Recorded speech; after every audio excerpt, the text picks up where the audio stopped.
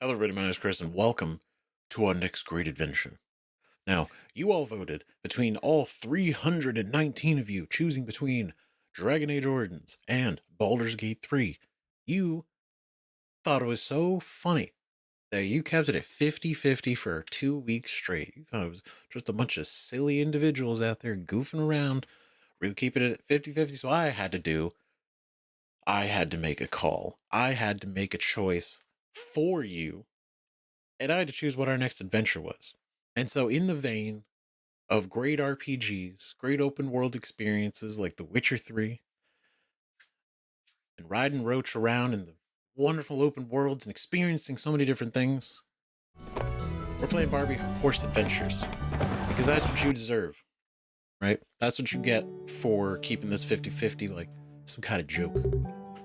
This is serious business, all right? You all just goof around, think it's so funny. It's great to get away from the city. I've been looking forward to this all year. Like I said, open Fresh world air. adventure. I can't wait horses, to see those beautiful mountains again. and Me too. There's knows? nothing like a weekend of There horseback could riding. be just Look out, some air nature. of Here we intrigue. come.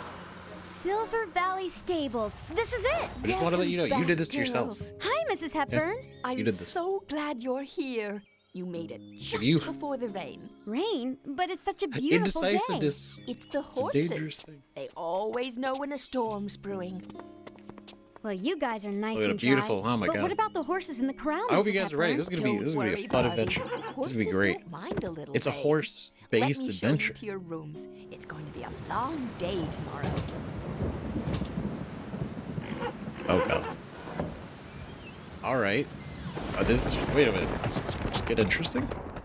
Good morning, Mrs. Hepburn. The horses like a are haunted right. horse There was farm? a What the hell are storm. we It was doing? blowing all night. I know, Barbie. And that's not all. The corral's empty. The wind must have blown open the gate. The horses Oh, could yeah. be anywhere. I know, Mrs. Hepburn. Because we the can gate help was you find the them. opposite way, this Teresa, way around. Christy, you start searching the riding school, and I'll take the trails. That's a great idea, Barbie. Excellent work. Sure thing. Mrs. Hepburn, maybe you should stay here in case anyone calls or one of the horses comes wandering back. I'll go and saddle up. Oh, Barbie, how can I ever thank you? That is No true. problem. If one of the horses calls, you would need to be here just in case, because you never know. We don't know what these horses are capable of, really. And they say the wind, but I think there's some spirit work going on. I think this place is a little bit more suspicious than I think they're letting on. Use the directional Oh my buttons God, or left look at analog what stick we to can choose do. an item of clothing. See, this is what I'm saying. RPG character creator already, minute 1 into this. I don't own that. That's It's a locked. great choice. What is this? Blazer. I don't think that's the word for this, but it's horse jacket. The blue's Press nice. the You X know what that? button to choose some different We need- pants. Do they have purple boots? No. Honestly, I Press the can't. X button to choose some different pants. Perfect. There we go. See, you guys were probably laughing. Think it's a joke. But no. This is a serious RPG. Okay, we're almost done with the character creator. Now, we just gotta pick our horse from the stables before we can go on our adventure. All right, because we can't go walking out there. It's like You It's can like choose wild a horse horses. to ride on the trails in here. you've not chosen a horse yet. Choose Blossom. Dress Blossom. Oh my God, is this another menu? How deep do the mechanics go? Let's make our horse look extra special. Use the Oh my God. directional buttons or left analog Face stick to see markings? all the different things we can change about the horse. And y'all wanted to play other RPGs. This is, if anything, this is one of, if not the most impactful RPGs, I feel like, at the time. I mean, look at this. What other game would let you customize a horse so well? Look, we can give him long socks. Great! She looks beautiful. She does. Incredible. Ooh, wait, hold on. It's like a foxtail? Ooh, now because it comes down her spine like it's all dark, and then it comes out dark, and then it goes white like a paintbrush. Honestly, absolutely phenomenal. That's kind of whimsical. What a pretty horse. All right, right, let's mix up the bridle a little bit. Ooh, wait, hold on. Can we match? Can we match? It's important to match. This kind of matches. Great. She looks. I think we're great. That feels good. That feels right. I think we're ready to go on an adventure. Now, I don't know what's out there. I imagine it's scary. We gotta see the other horses at least. Right, what are we doing? Sparkle has not been rescued. R.I.P. Sparkle. Alright, Blossom, you're coming with us.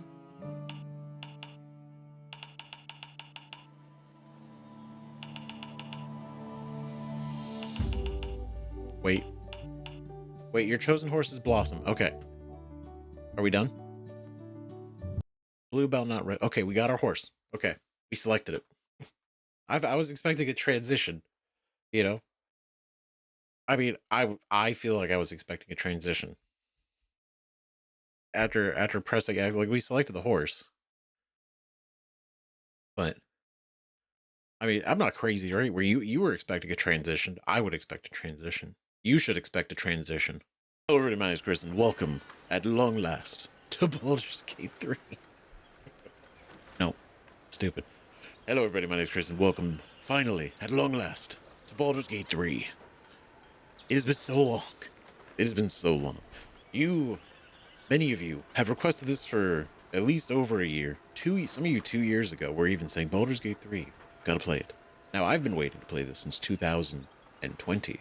When it first came out into early access, I bought this that day of, the morning of. Actually, I bought this game, and I tried to run it, couldn't run it. My computer at the time was bad. It was bad, right? I couldn't even run the start, like the menu screen, which this one's different than it was in the early access. The early access was like a cavern and everything, but the early access couldn't run it very well, and so basically I had to put it on pause. Wasn't able to play the game, and then we ended up, you know, going to the channel, playing some other games, playing Resident Evil Village, and then I took the fact that my computer couldn't run things very well, so I was buying more PS5 games that could actually run, and I know I could do that, and so that's why a lot of the early games were really PS5 games, and now we're actually able to play, in the last couple of years, more PC games. And so finally, I took that as a sign that said, no, wait. Hold on. Wait to play Baldur's Gate 3. And now here we finally are. After a rigorous wait and a lot of hype. And I want to address real quick before we get into it. I know a lot of people were going back and forth. Right? We had a huge poll. 319 votes. Split 50-50 between Dragon Age Origins and Baldur's Gate 3. And it was really close. It was crazy. Like, quite literally, one vote would have put it over one way or the other. And so I just want to say, like, I appreciate everybody that voted. Seriously. And I know for some people it's going to be disappointing, because I know a ton of people love Dragon Age Origins and a ton love Baldur's Gate 3. And to be honest, I'm excited to play both, and we're still going to play both. If anything, we're going to play it after this, you know? So don't get too down on it, right? At the end of the day, we're going to have fun. It's going to be cool, right? But anyway, Baldur's Gate 3, it's finally happening. My God. And it was decided by a dice roll. It's decided by a dice roll that we did at like, it was like 3-4 in the morning over the Discord. It was like, you know what? It's 50-50. This was the cutoff date, and I got to make a decision. So, rolled a d20, and the video's on the channel. If you check in the posts section of the channel, you go down. There's actually a video of that actual live roll that went down, and where we got to where we are here. So, here we go, guys. Buckle up, saddle up. Gather your parties, and we venture forth on our next great adventure.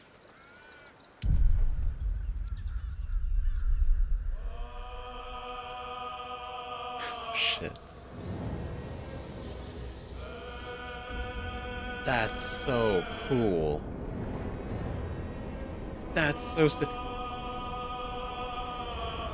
What it, See, okay, realistically, you have no idea the efforts I've gone through to avoid spoilers for this game. Because it's been a lot. It has been insane.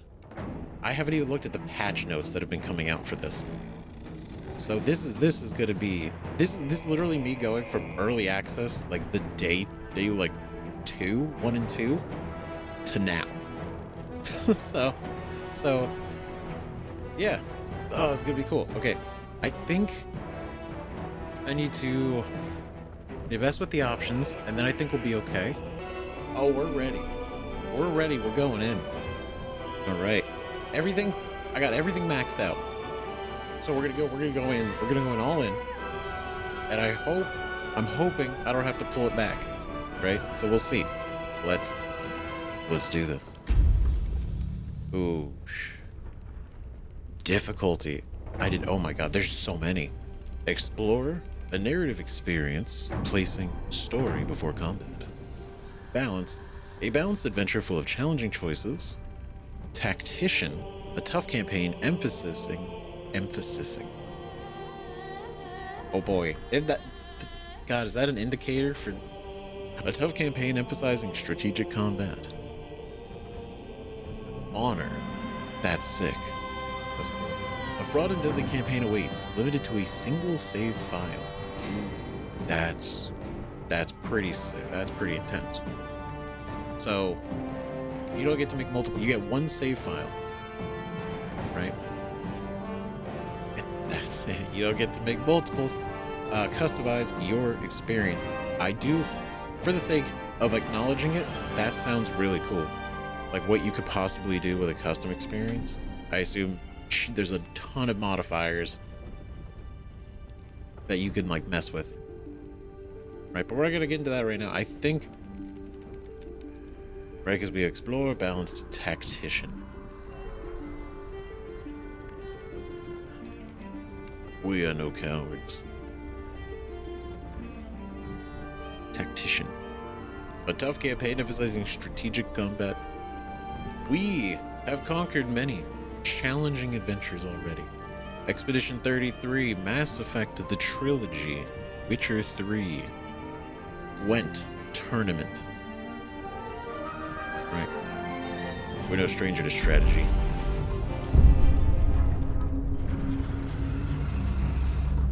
Will be good.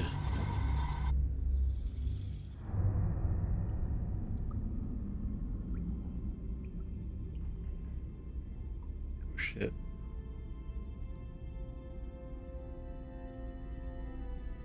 Lithids.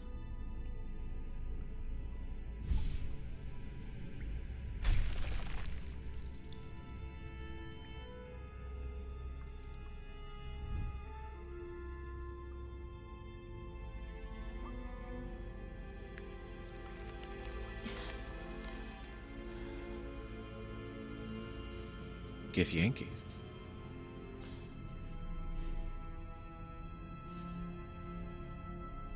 Oh, he's so cool.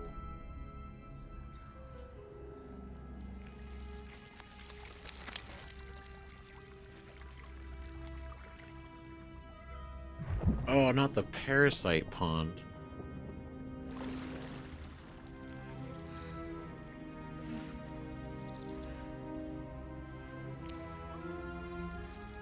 This is so gross.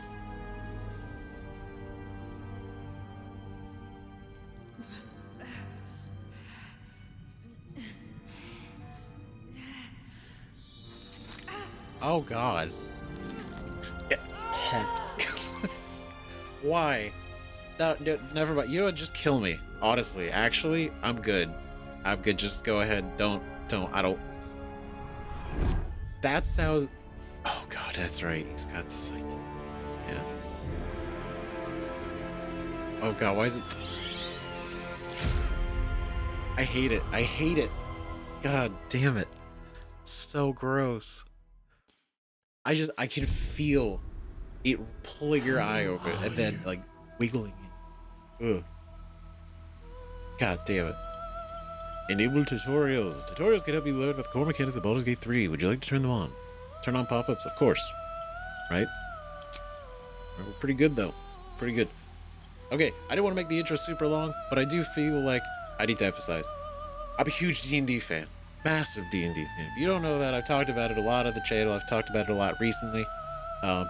And I'm probably going to talk about it a whole lot during this, because this is exactly why I funded, right? I supported it day one out the gate. I was like Larian with what little bit I played of Divinity Original Sin 2, or Divinity 2 Original Sin, whichever the last one they made was.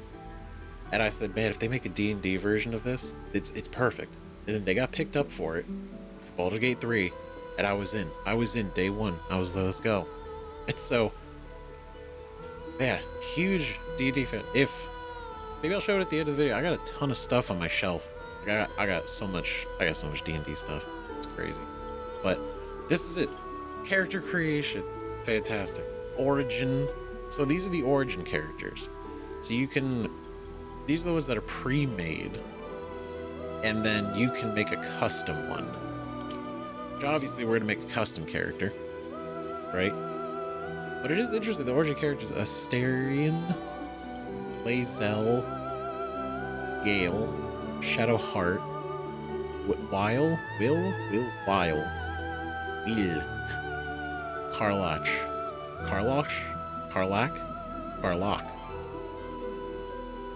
the Dark Urge. I like how his name is, he's just the title. He's just fucking cool like that. Okay, so custom character. I assume. Can we edit the appearance at any time? Okay, cool, we can. Okay. I was like, I kind of want to figure out some of the stuff before we start messing with their looks, but my God. It looks so good. Oh, this is crazy. Okay, alright. Exciting. Elf. We have elves. We have an elf race. We have the tiefling. God, so cool.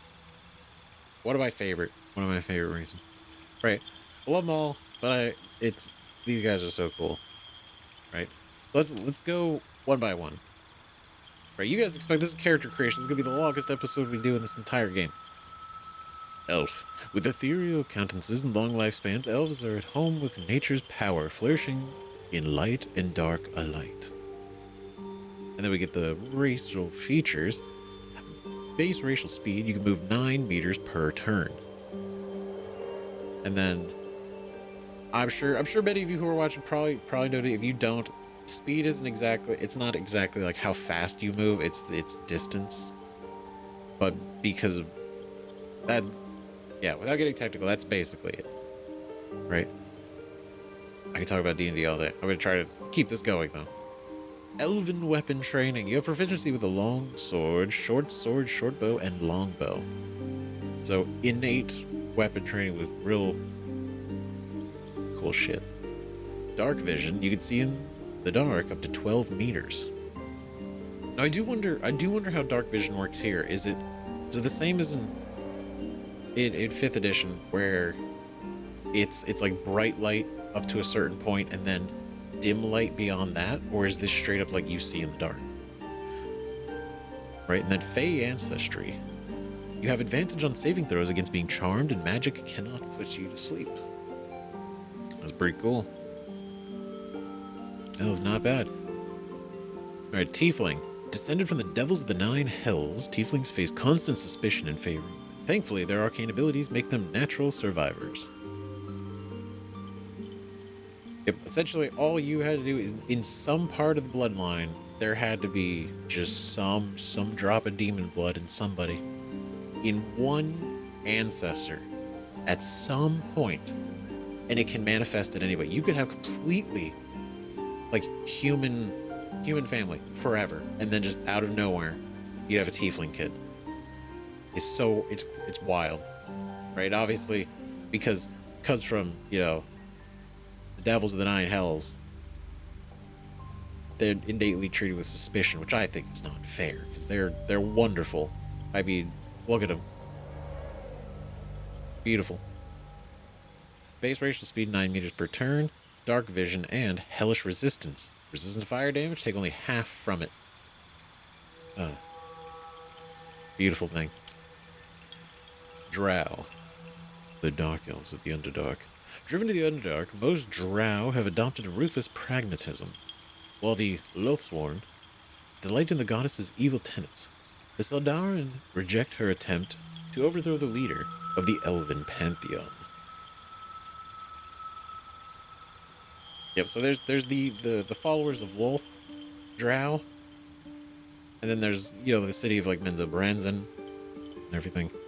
But then, you know, they're not all followers of Wolf. Dancing Light's cantrip, just innately, we get that.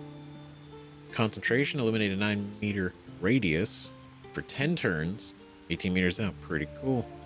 One action.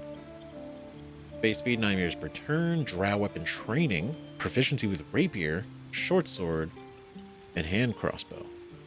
Superior dark vision. Get that underdark vision. Alright, Fey ancestry. Get advantage on saving throws against being charmed and magic can't put you to sleep. Pretty great. They all look so good. I'm sorry, like the aesthetic of this is crazy. Yeah, it's okay. If you guys want to like skip through character creation, I totally understand. Because you probably have all seen this before for like the last like 2 years plus. So I'm gonna go over everything anyway. But if you want to get it, totally get it. Human. That's us. The most common face in Faerun, humans are known for their tenacity, creativity, and endless capacity for growth. True. Base rate should be 9 meters. Civil militia.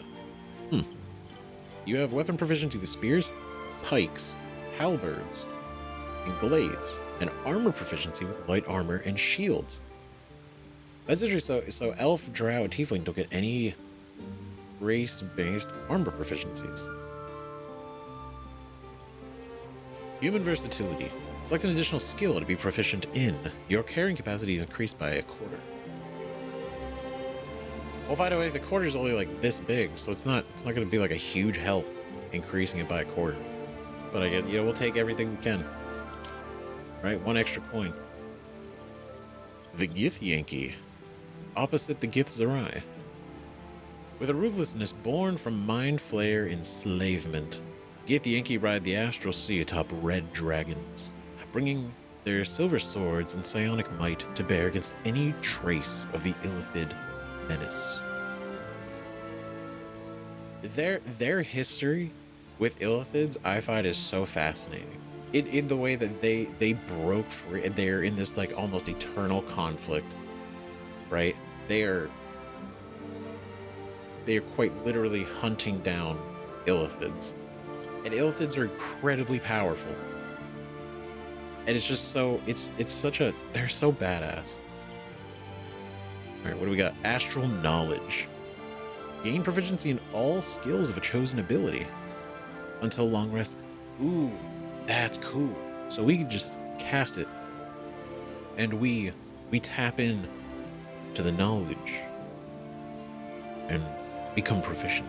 That's cool. You get the Yankee Psionics Mage Hand, Conjuration Cantrip, create an invisible spectral hand that can manipulate and interact with objects for 10 turns, 18 meter intellect casting. Big Mage Hand fan.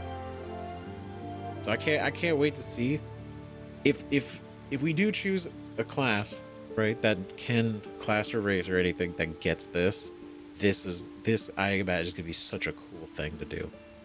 Right? Depending on how much we can really mess around, right?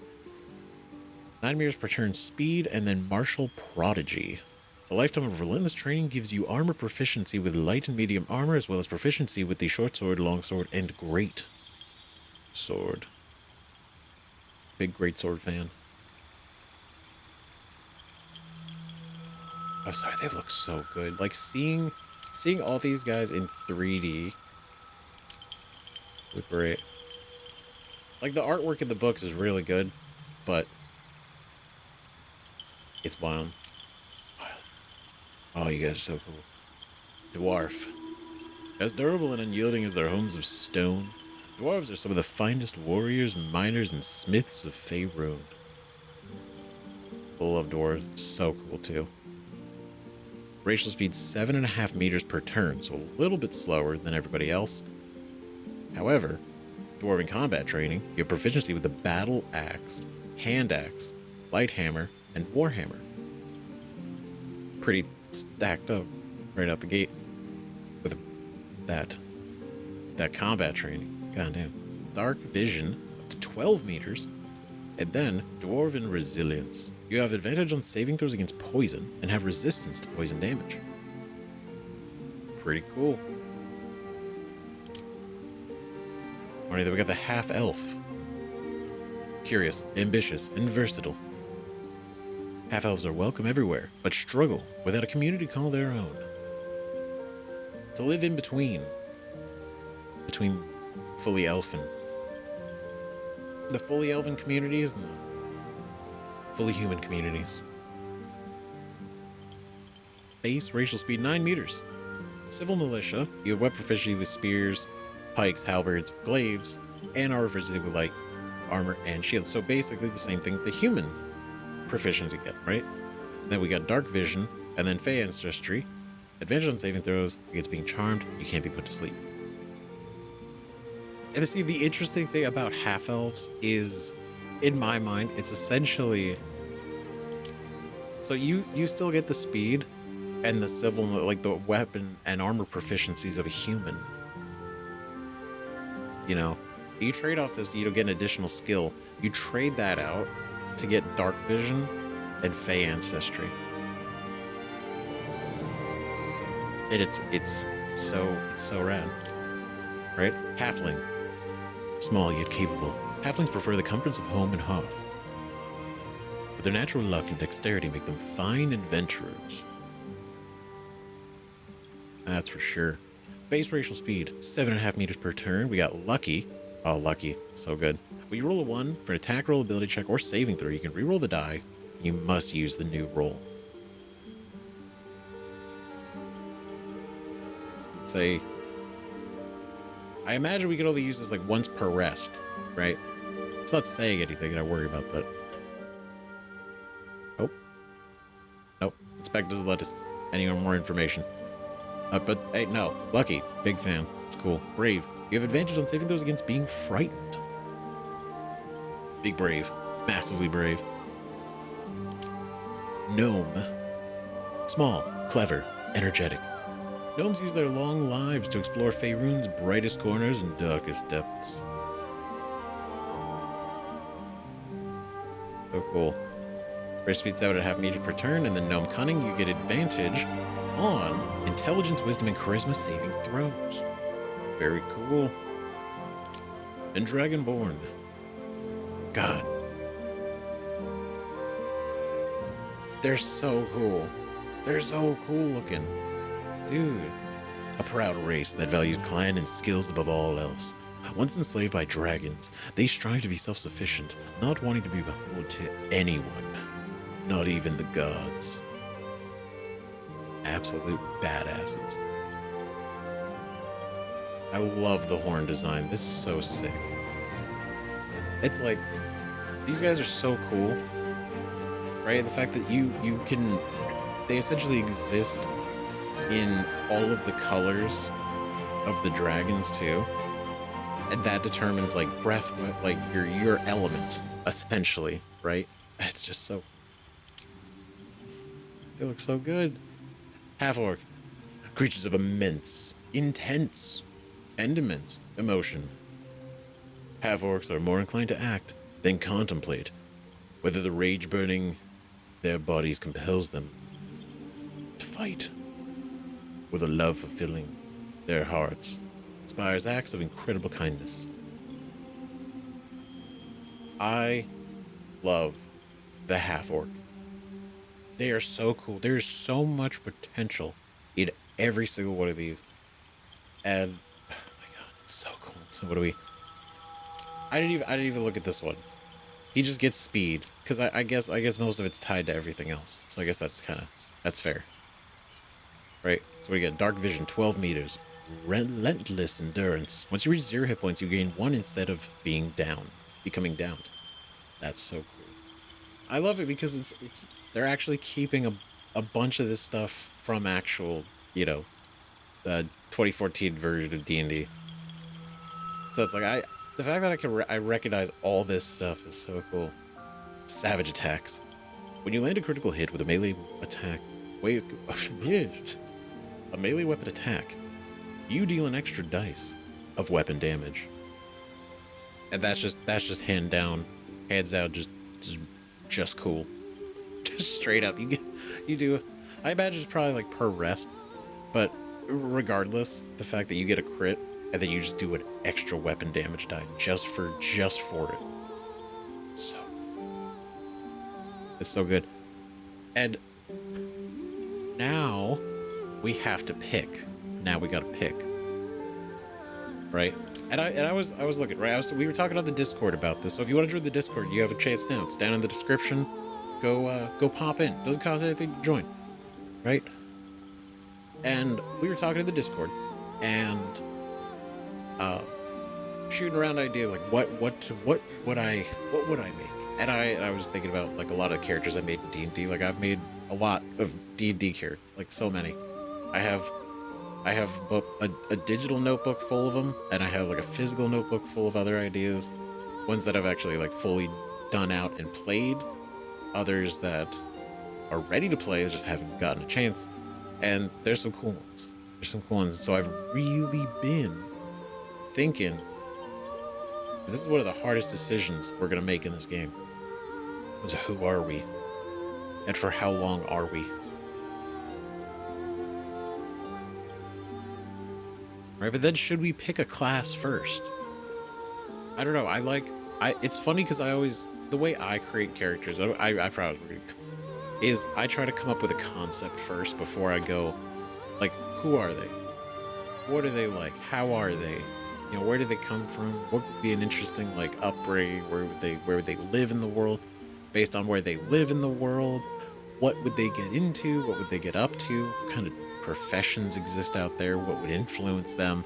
And then, what would be either what would be an interesting, race / subrace, depending on what it is, right? That would complement that, or even just be really interesting as far as like RP wise or something like that, and then work that in, and then I would choose a class that I think works with that. Sometimes I pick class first, but I definitely work forward that way most of the time. It's weird. It's just the way I do. But I think it's really tempting. Right? Because I know right out the gate, everyone's expecting human barbarian. Right? Human barbarian, I'ma be real. You're right. I thought about it. Just because I'm a big fan of big weapons. Big, strong, heavy, cool weapons that do big damage, right? Elden Ring. God of War. Even the spear in Horizon with Aloy. Just like that meaty damage. But I feel like we needed to do something a little bit different this time. I feel like we gotta mix it up. We can't always be doing the guy with the big sword, right? As much as I want to.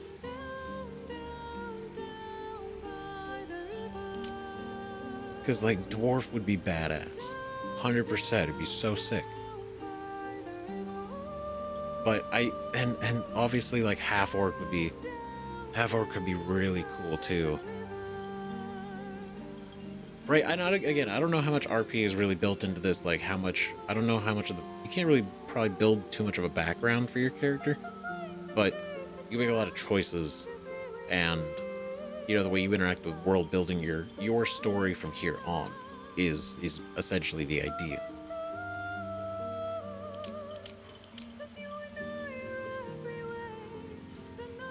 So fancy looking. Oh, these guys are so cool. I made a pirate tiefling once. It was a pirate bard tiefling. It's great. His musical instrument was actually an accordion. And it was, it was one of my favorites. One of my favorites. Maybe I'll talk about it one day. Go over my characters. Right? If you guys have made characters, let me know. Put it in the comments. Write it. It'd be neat. It'd be fun. Right? If you haven't, if you've only made them in the game, what'd you make? Who'd you go with? Oh man. Okay, I think we're gonna have to we're gonna do something interesting. A little bit different. And I think that could be kind of cool. And I'm really feeling like it could be neat. Right? Dragonborn. Dragonborn. They look badass. They're cool as shit. And they're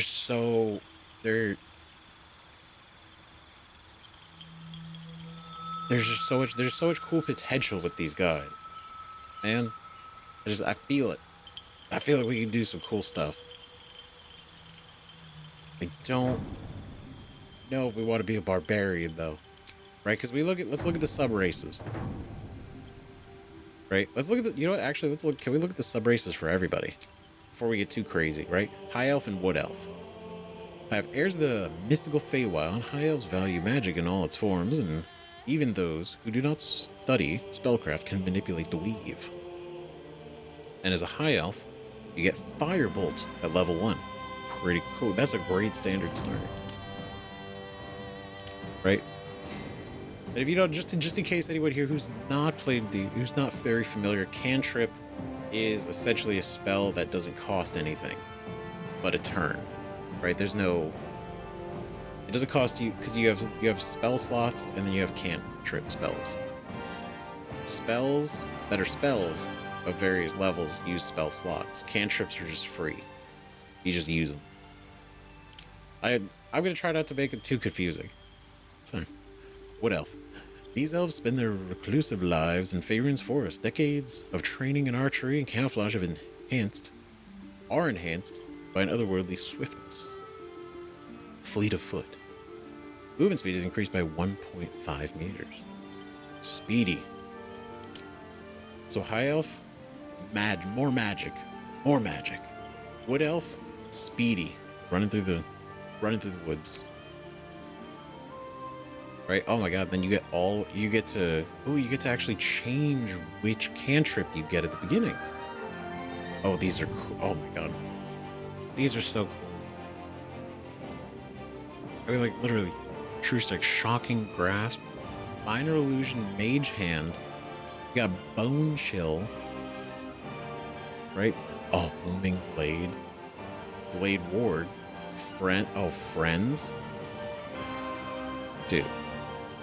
As a starter, Friends, it's awesome.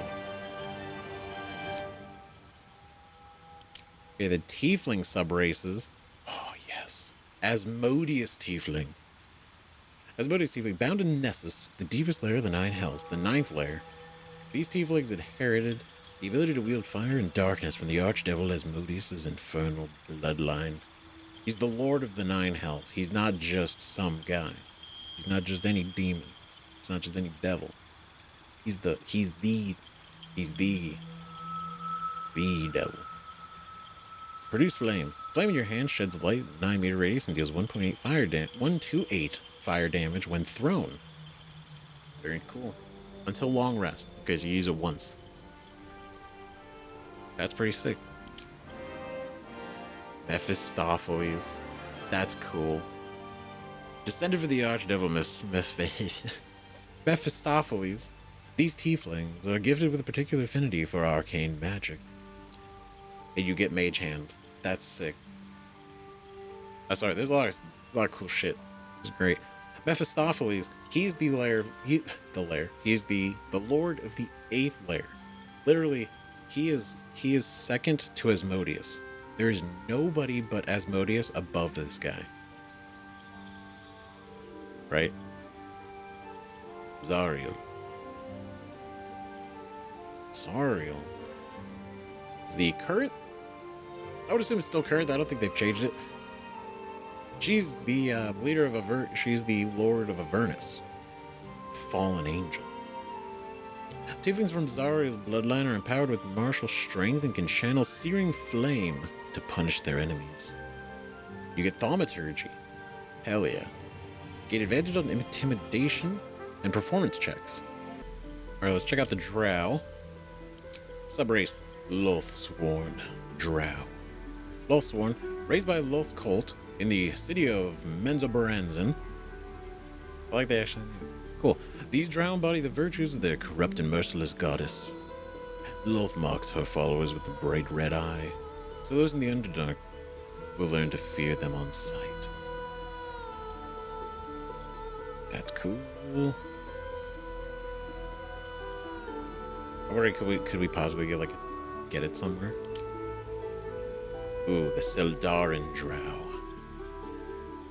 Seldarin drow can be found seeking allies from all over Faerun, aiming to settle their own their conflict with Loth and each other by any means necessary.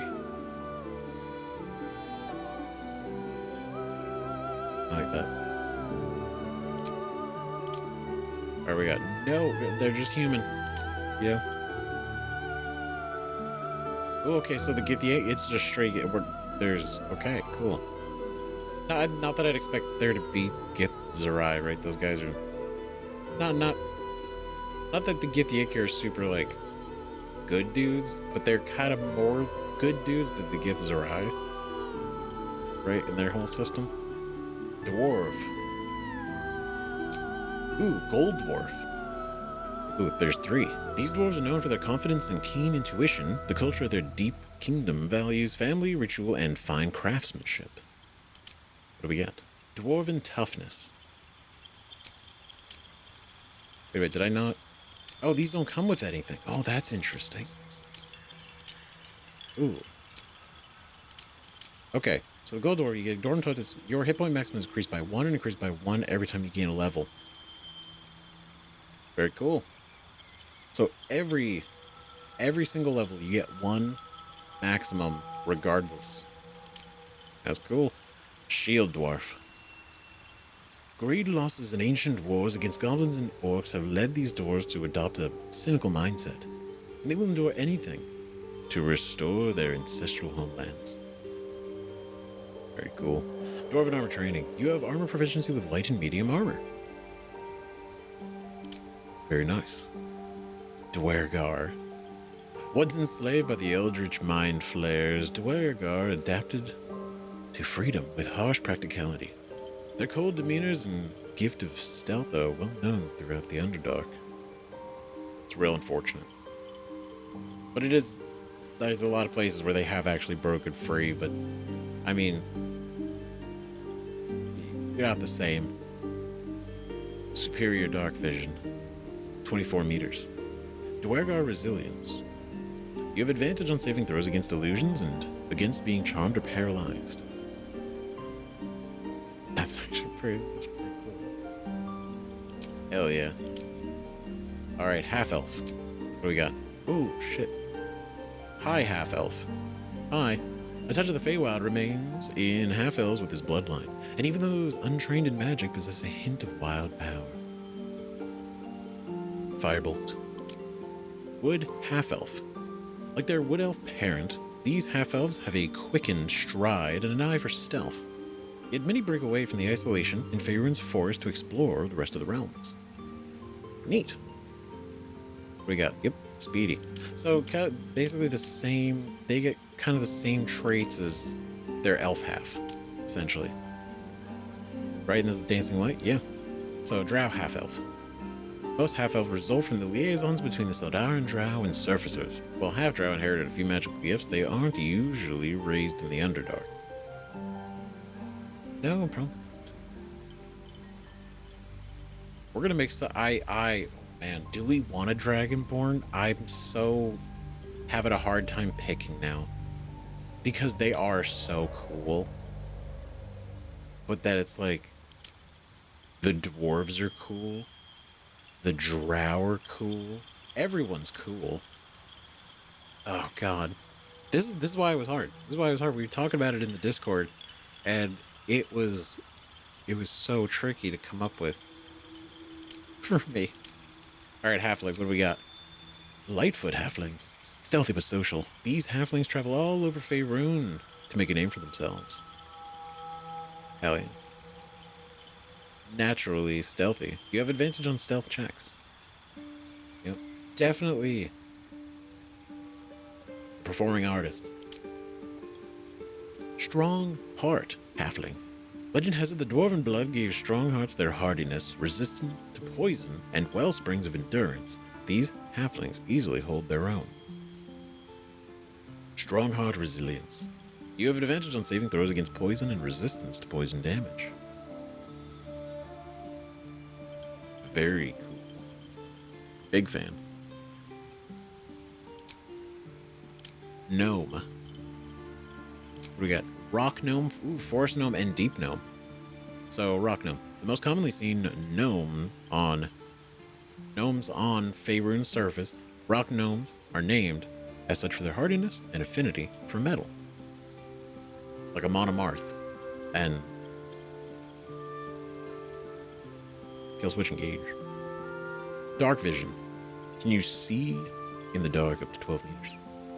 Artificer's lore. Add twice your proficiency bonus to history checks. Forest gnome. Even smaller than their cousins and twice as reclusive, forest gnomes are a rare sight in Faerun. They master magic and craftsmanship in their distant, idyllic groves.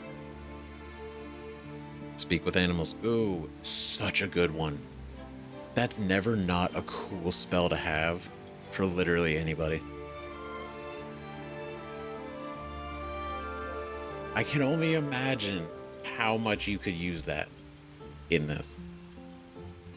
Right? And I wonder how much you really could. Right? Like, could you really speak with every animal? Dark vision, 12 meters. And then the deep gnome. More guarded than their surface cousins, deep gnomes survive in the Underdark with dark vision and skillful stealth. Superior dark vision and stone camouflage. You have advantage on stealth checks. Very cool. Alright, then Subrace. Here we go. Here's where these guys are. I'm such a big fan. Black Dragonborn. Despite no ancestral links to the mighty creatures, these Dragonborn share the charcoal colorization and fizzling, acrid breath of black dragons. So I was thinking a way to like say this. So you have metallic dragons and you have chromatic dragons, right? Chromatic are basically these solid colors, whereas the metallic are literally like the metals, right? And they have similarities, right? Like the white and silver, they're both ice.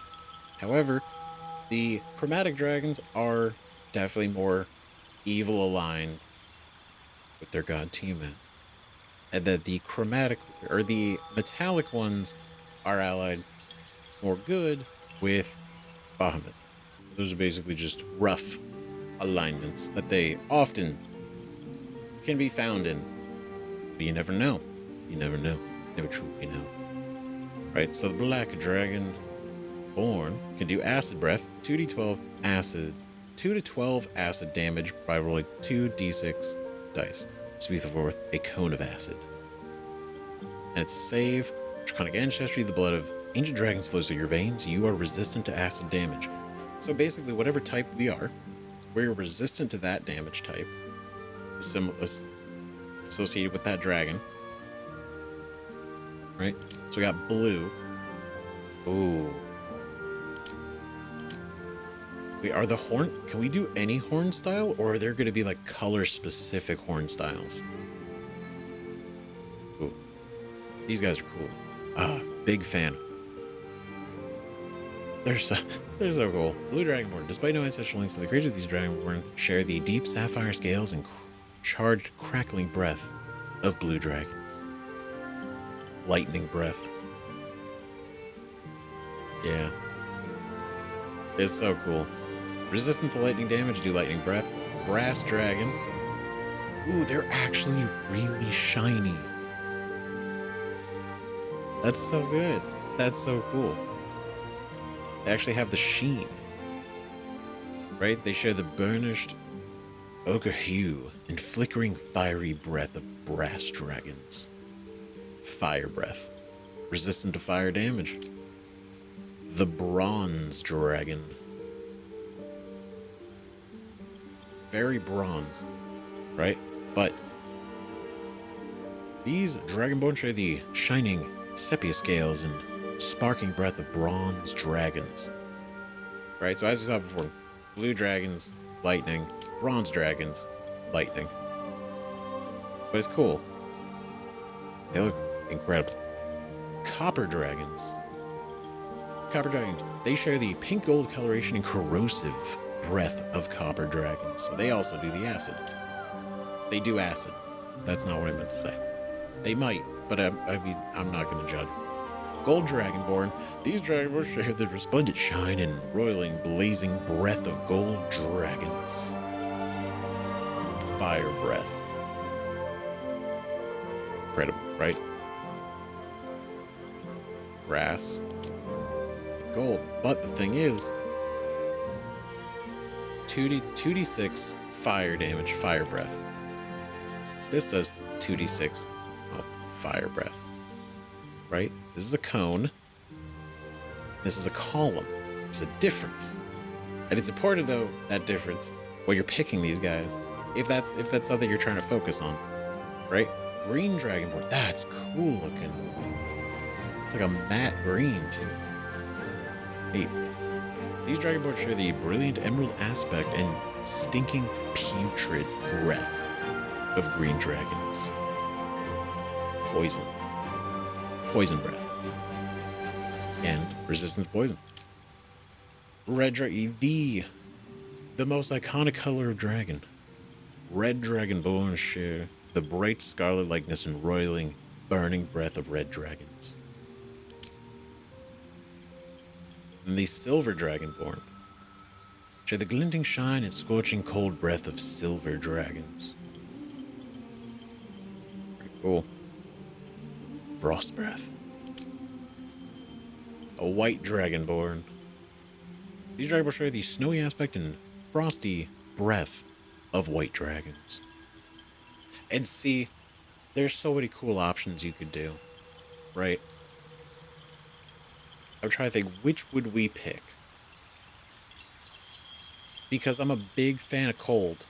I'm a big fan of cold, ice, frost, and lightning things.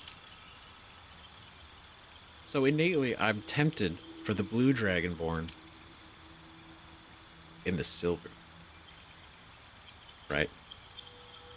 Tempted. Could go either way. Right? But now that we've seen those, right, let's look at the half-orc. Half-orc has no other sub-races with it. No other, like, types of half-orc. It's just, it is what it is. Alright, cool. And then, we'll just go over the classes real quick too, right? Barbarian. The strong embrace the wild that hides inside. Keen instincts, primal physicality, and most of all, an unbridled, unquenchable rage. Bard. Bard's music is more than idle fancy. It is a power. Through study and adventure, these traveling troubadours master song, speech, and the magic within. The cleric.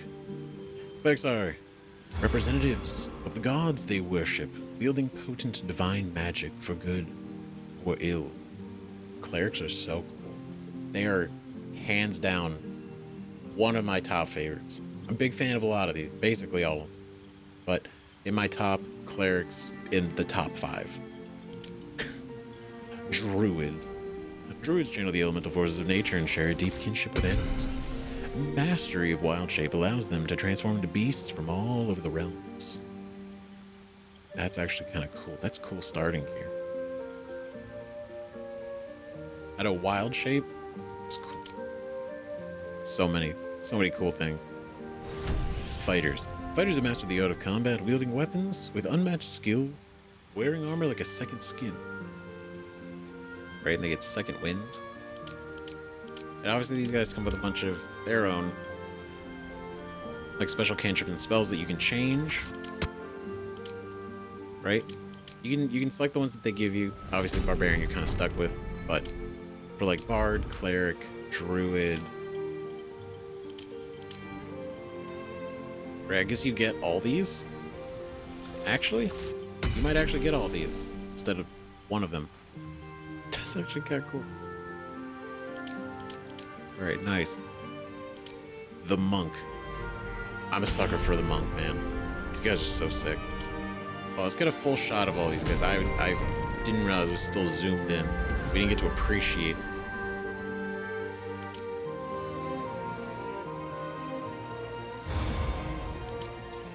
Druid. So cool. Fighter. Basically the master of many weapons. That's the fighter. Any fighting style. The monk.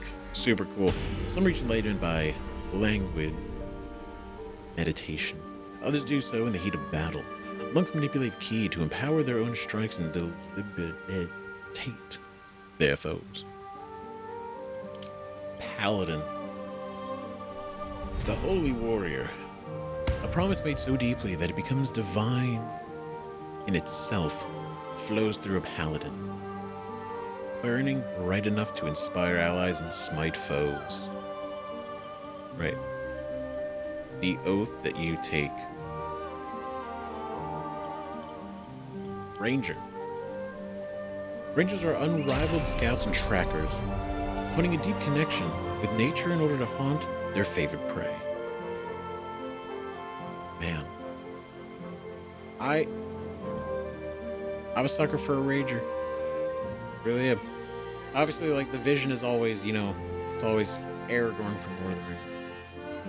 Right, obviously, not just because he's called a ranger, but the idea that he's got, you know, sword, bow, dagger. He's like reading the land. He's tracking, you know, the different disturbances in the dirt. The rock, he knows, like, which way's north at all times, which is wild.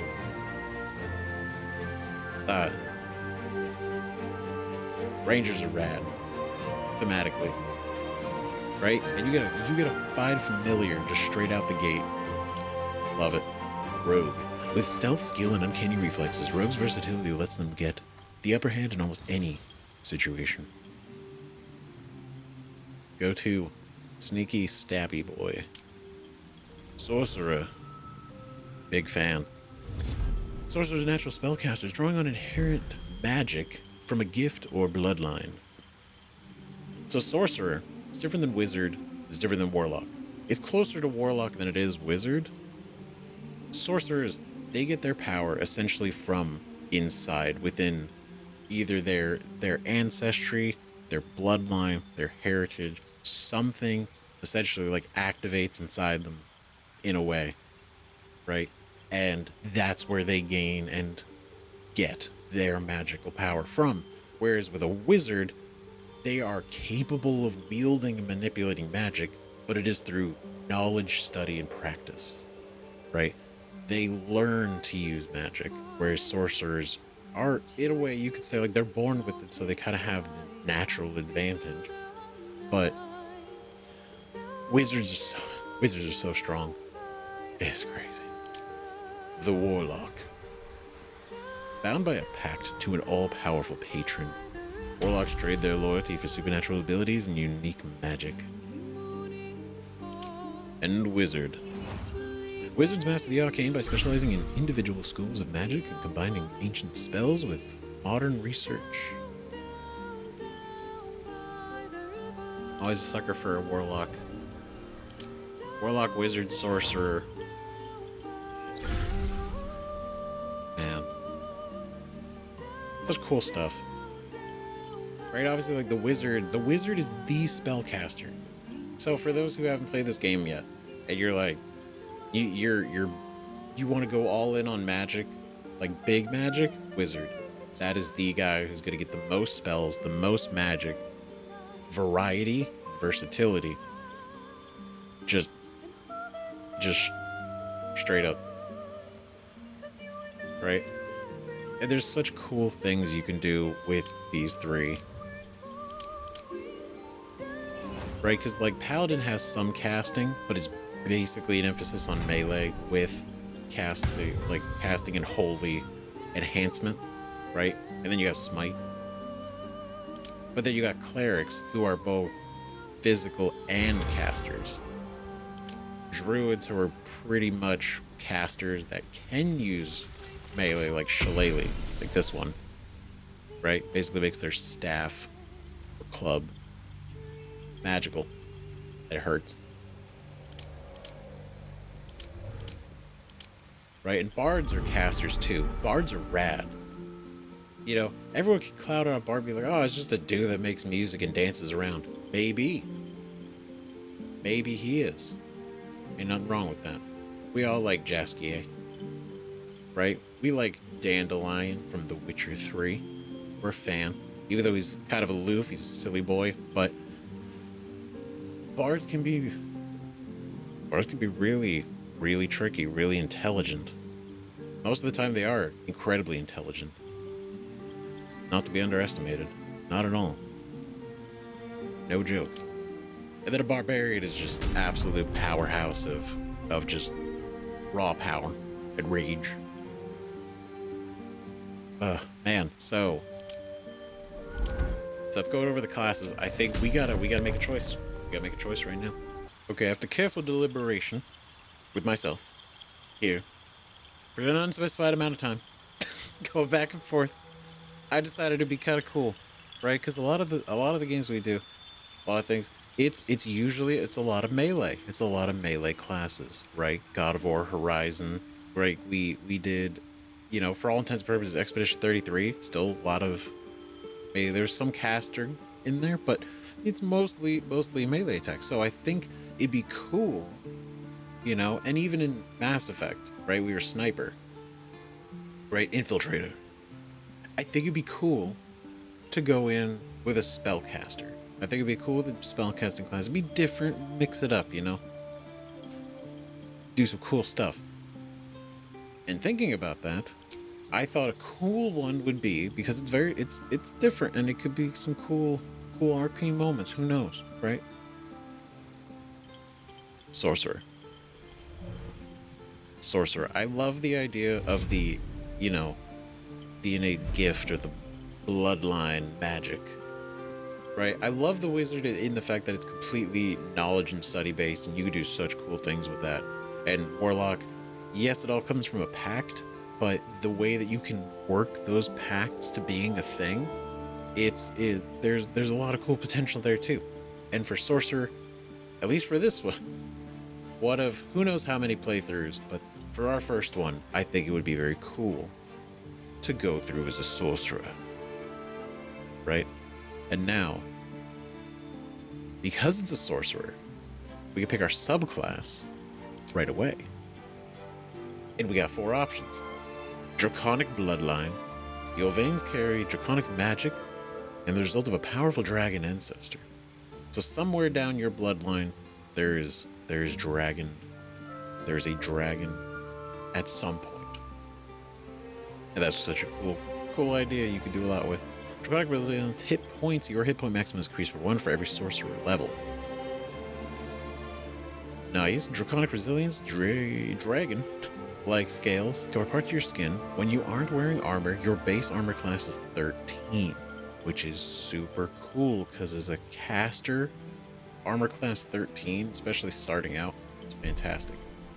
And in case you don't, it's a cool little detail. You actually get the little scales on you.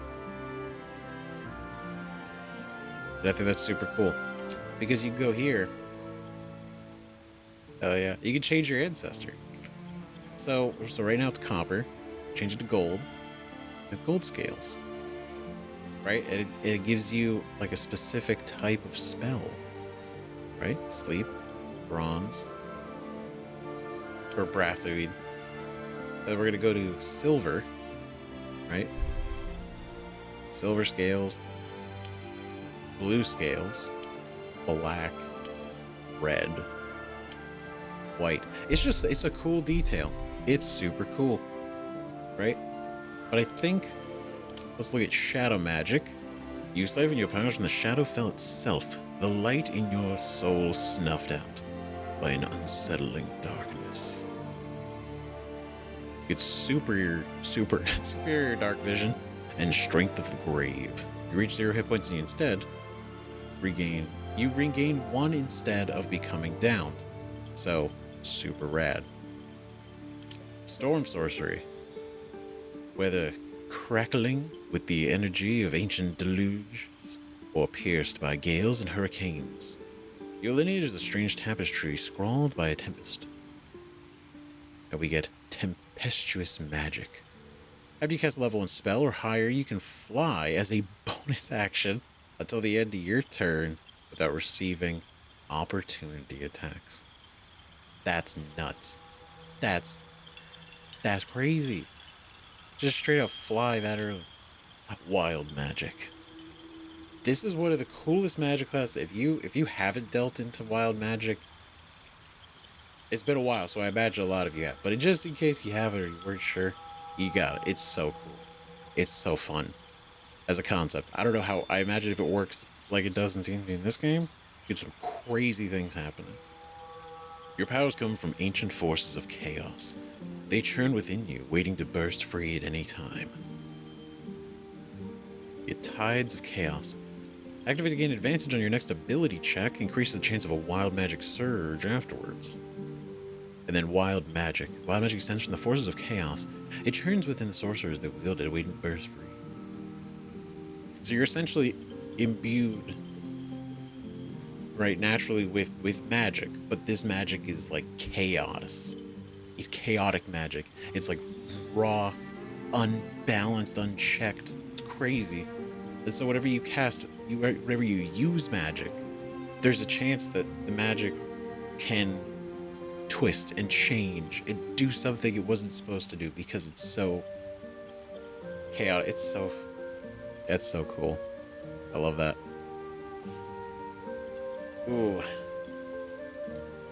The thing is, like, mechanically, I love wild magic. I think it's so cool. And thematically, you can do so much. But do we get anything with storm sorcery besides this?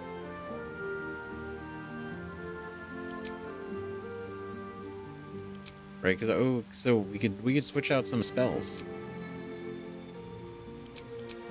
Right? The reason being, I love the idea of like the elements, right?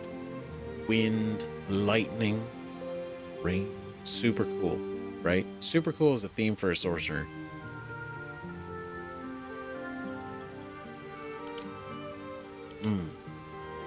I'm debating. It could be really cool. Very cool. Obviously, Draconic bloodline it's massive. It's huge. Just the armor class increase alone, right? Let alone the fact that you literally get a spell just based on your bloodline. Very cool. But I think storm sorcery, thematically, I think it's very cool, and I think we're gonna go with that. I like the vibe. Now, race. I don't think we're going to do Tiefling. But we're not going to do Dragonborn. I thought about Dragonborn. I thought it'd be super cool. Right? And it would be really cool. It would be really sick. But something is... Dwarf is calling to me. I think, though, realistically, it's be a little bit different. Be kind of cool. Right? We do a drow.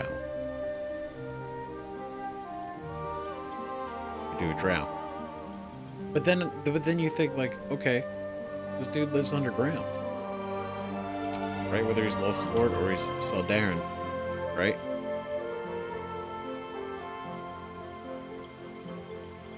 The idea is like these guys are technically less underground.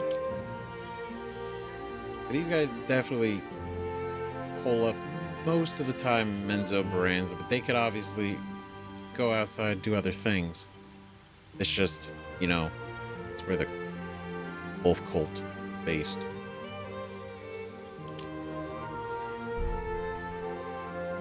Just trying to think which would be I think it would just be cool, like a storm sorcerer drow, right? Especially like the white hair and like like the ash or blue, purpley skins you can have. It's just like it feels very stormly. Feels very stormly. And then we can change some of these. Okay. Yeah. So Darren Drow. What can we do? Let's look at the character customization. So that's our body type. Where to next? What was that? Let's hope the locals are friendly. Hells. Something. Be wary. It's opened. More of those wretched things. There's magic keeping this chest sealed.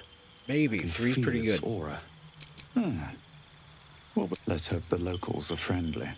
Hells, something just woke up down here. A little bit fancier. Be wary. It's opened. More of those wretched things. There's magic keeping this chest sealed. I can... Where to next? Hells, be wary. It's opened. I kind of like it. I wonder kind what's of like back 3. there. 3's pretty cool. All right, we're looking at face shapes.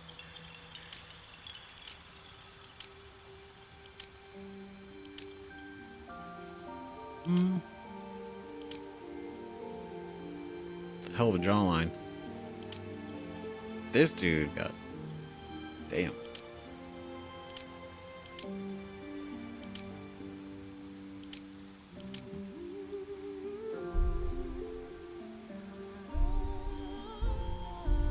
It's kind of cool. Let's look around. All right, let's poke around. Let's poke around first, and then we'll kind of refine things. So maturity, I'm still the age. Yeah, kind of add some wrinkles. Freckles, quantity, intensity. Ooh, oh, that's cool. Neat. That's a cool feature. That's neat. That's actually super sick that's in here.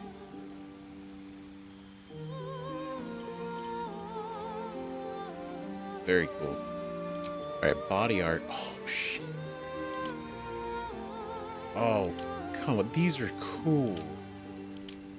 I'm not usually huge on face paint, but see, because I mean, this one's pretty neat. That's cool. Subtle.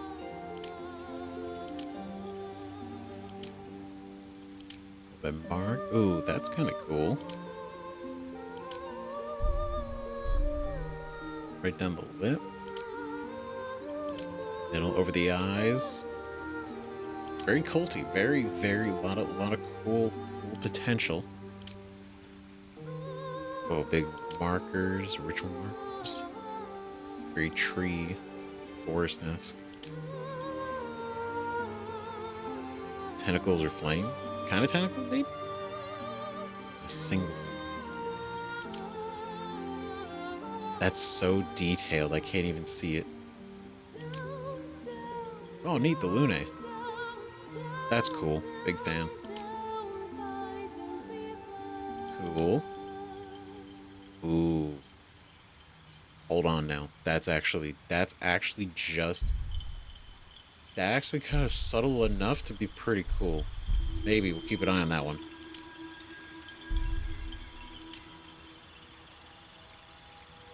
These are pretty neat. These are pretty cool. And I imagine because there's obviously mods, like, so there's probably like a ton more you could probably get.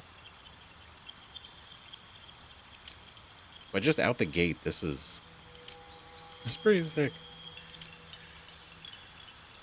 Ooh.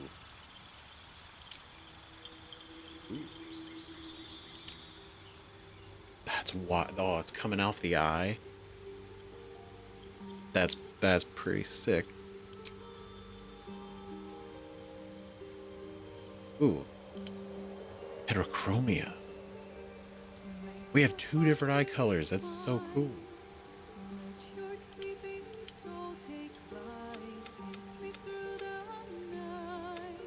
Ooh, so wait, these are like the normal eyes.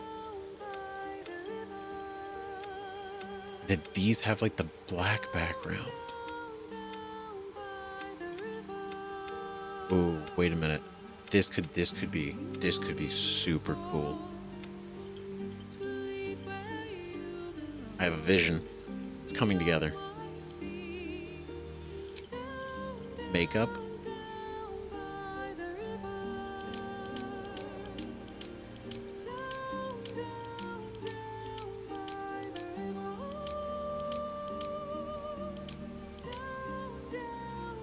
You know, we're not, it's not actually, it kind of adds to the eyes, right? With the darkness. Yeah, these, it's like fine, but you add that and it's like, adds extra. Maybe actually, ooh. That's a lot of hairstyle. Oh my god, that's a lot of hairstyles. Okay. So we'll just go down. Just go down the list.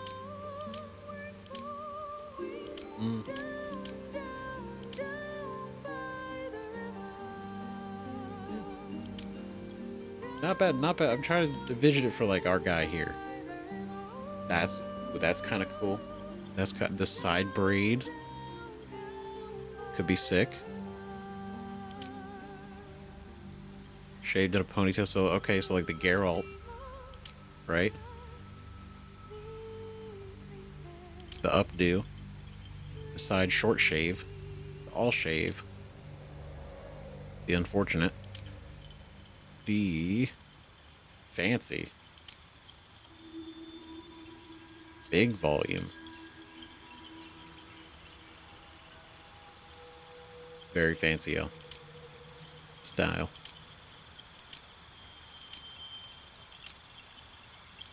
I could only imagine how long I could actually sit here and go through all of these. And probably, there's so many cool things you could come up with. Right? Because you got to account for like face shapes and then like obviously the colors. That the shape of the face and the hairstyle you use is important. Because you want the hair to shape the face, but not like, you know, like this doesn't work with this face shape, but if maybe like a thinner face, this would look, right? All right. Okay, cool.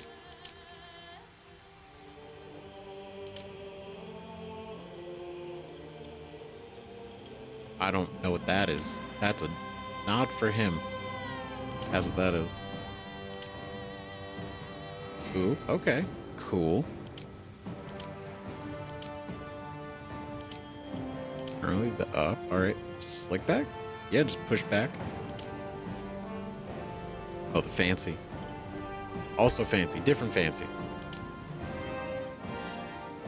Kind of like Nero from Devil May Cry. There are two unfortunate hairstyles. That's wild. All right. Ooh, Prince Charming.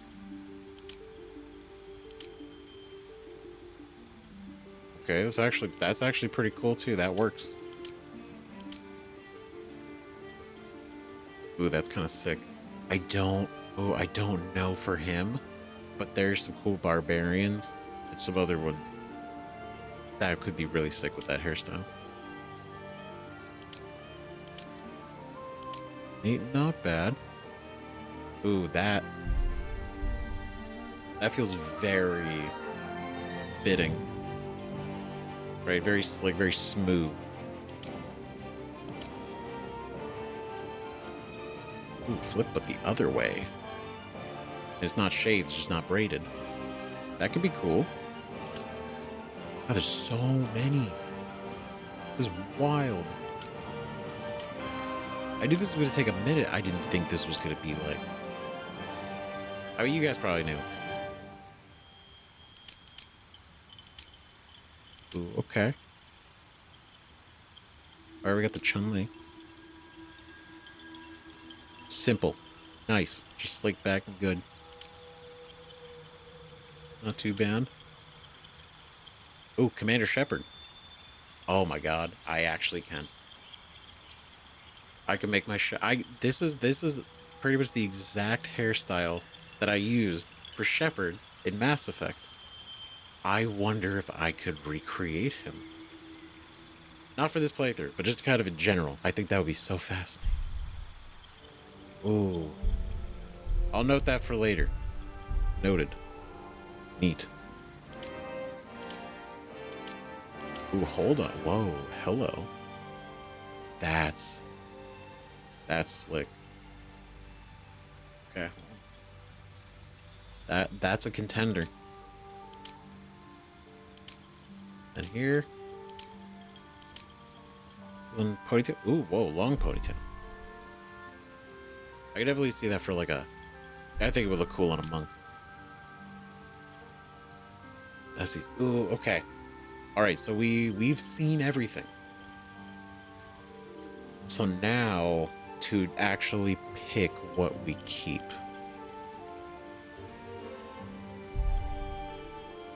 Because that's not. It doesn't look. That's not bad. That's not bad at all. Right? Can we go? Can we look at this on other faces? We can. Okay, so I don't have to redesign it every time.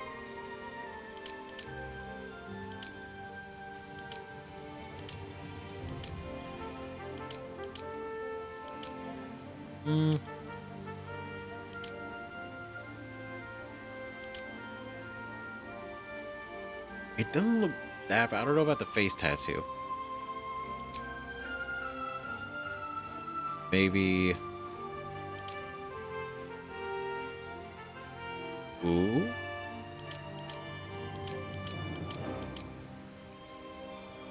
Maybe. Okay, hold on. I'm gonna be real. He looks great. Oh my god, he looks incredible. I'm sorry. This is awesome. This is so sick. He's so cool. I'm sorry. I'm proud of this one. I'm gonna make so many of these. I'm gonna make so many of these guys. Oh my gosh. This is just one. Also, I didn't realize there was 4. I saw the 4 body types. I don't know why it didn't click. You have this. You have like the more slender, and then you got like the yoked, like the jacked ones. And I think he looks so. I like the idea of a. He's just ripped. He's just a beefy sorcerer. You wouldn't think so. You wouldn't think so. You wouldn't suspect. You think he's a brawler, and then he hits you with like. Then he hits you with like a thunderbolt. I don't know why I say like he's Pikachu, but you know what I mean. He's. Ah, God, he looks so cool. He looks so cool. I'm so happy with this. This is phenomenal. This has been productive. Holy hell. I'm a huge fan. This has been... Yep. Seldarin Drow. Storm Sorcerer. I guess we should miss some of the spells, right? We'll take them off just so we can look at them all. We got Blade Ward, right? Take 1/2 of the damage from bludgeoning, piercing, slashing attacks. So basically you ward yourself from damage. We got Firebolt, always a good one, right? Light, emit light. Booming Blade. Strike with your weapon. It does thunder damage, which thunder damage is sound, right? Not like you'd think like lightning and thunder, but the thunder part of the lightning and thunder. Sound. Very cool. Bursting Sinew. Oh. Explode a corpse, causing it to impale those around it. That's intense. Ray of Frost. Classic. Shocking Grasp. Big fan. Acid Splash. Mage Hand. Minor Illusion. Bone Chill. Right, prevent target from healing until your next turn. The target cannot help down characters, and an undead target receives disadvantage. Nice. Poison Spray. We got True Strike. Gain advantage on the next attack roll. And Friends. Gain advantage on charisma checks against non-hostile creatures. In higher difficulty modes, the target might accuse you of enchanting them. Ooh, so you gotta be smart or secretive. Right? Like subtle spell or something. Okay. So, I like the idea of going into this kind of like, starting out at least, kind of hitting like thematically. So I like the idea of Shocking Grasp and Ray of Frost. Right? Now, do they do as much damage as a firebolt? No. You know, bursting sinew, poison spray does a lot more damage. But I like these thematically. I think they're cool. Now, the next thing would be Mage Hand, out of just usefulness. Minor Illusion is tempting, because that, as a distraction, right, creates an illusion to compel nearby enemies to investigate. And then Friends, which is huge. I like the idea of these, right? 2 utilities, 2 damage, right? And then also just really good. We're already big on charisma as a sorcerer, and then giving us advantage will just give us even better chance at, you know, try to be cool with everybody, you know? Now we can pick 2 spells. We have Chromatic Orb, right? Hurl Sphere, that deals 3 to 24 thunder damage, possibly creates a surface on impact. Alternatively, choose a different type of damage. So you could actually pick the element that it actually does. That's cool. Magic Missile. Always guaranteed hit every time. Every dart always hits. You never roll for it, it just happens. Right? 3d4 plus 3 force damage. Shoot 3 magical darts, dealing 2 to 5 force damage. They always hit their target. Now see, this is always a good one because you never worry about missing. It is a guarantee you will do some damage that turn. And Chromatic Orb is really powerful, right? Especially on the high end. But what do we got here? Burning Hands. Classic. Charm Person, right?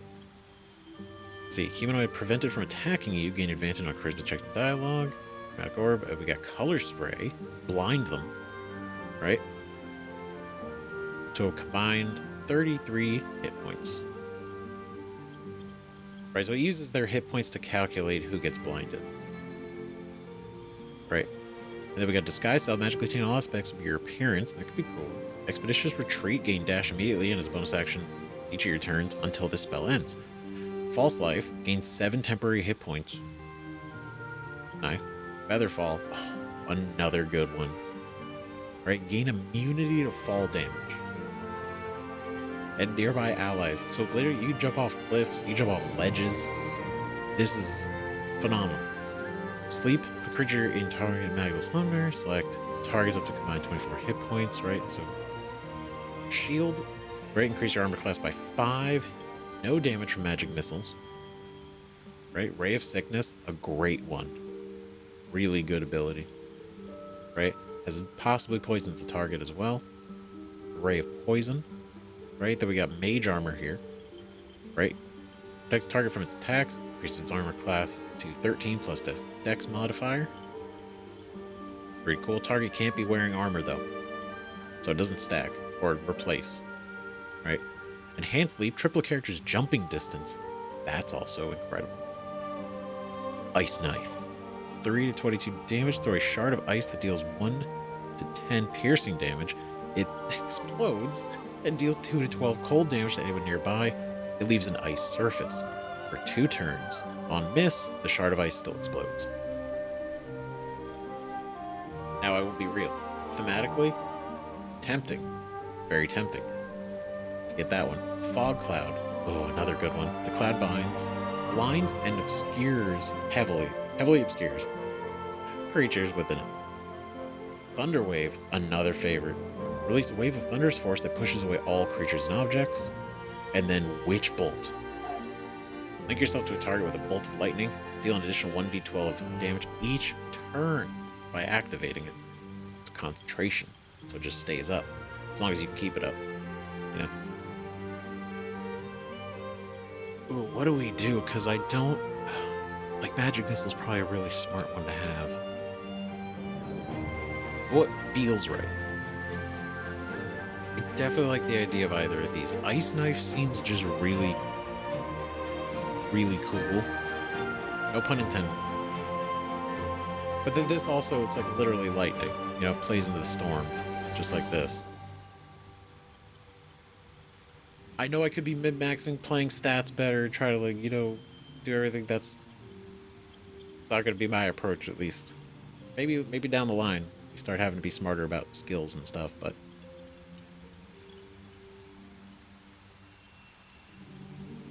This seems like a really cool one, because it's concentration and it stays. Ice knife, though.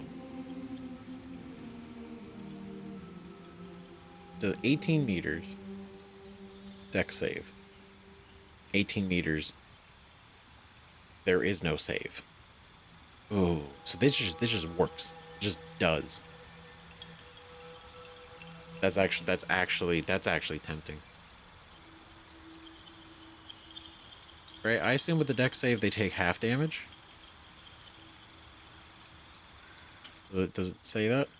Spell can be cast while you're silenced. Nope, I have no idea.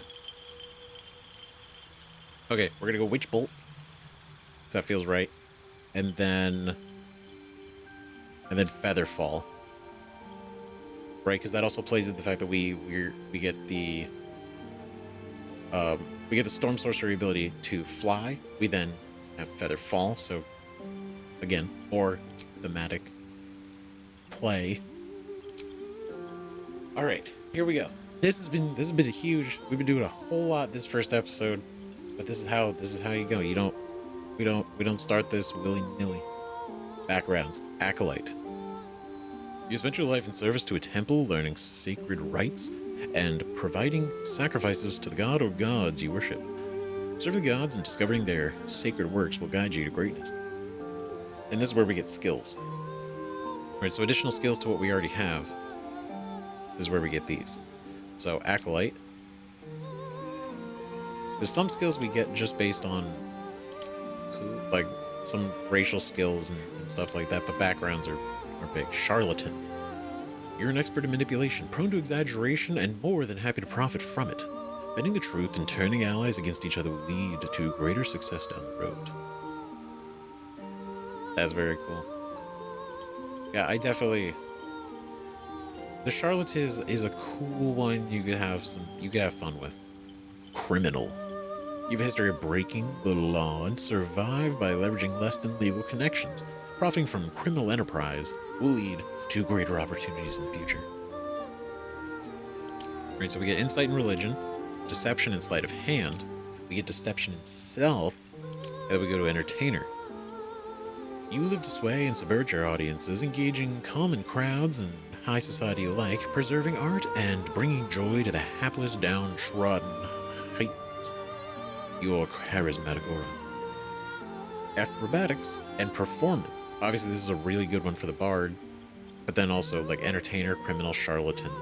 These are three that are really good for the bard too. I don't know. There's so many cool. The thing that I love about D&D is that the amount. I guess D&D, but also just TTRPGs in general, the amount of creativity you can have without feeling like you gotta mid-max stuff. Like, you can and do some cool stuff. But I like when people get creative, think outside the box. You know? And even if you don't think outside the box, whatever you do think of, like, you thought of it, and that's cool, right? I think that's special. Folk hero. You're a champion of the common people, challenging tyrants and monsters to protect the helpless. Saving innocents in imminent danger will make your legend grow. Pretty cool. Animal handling and survival. Guild artisan.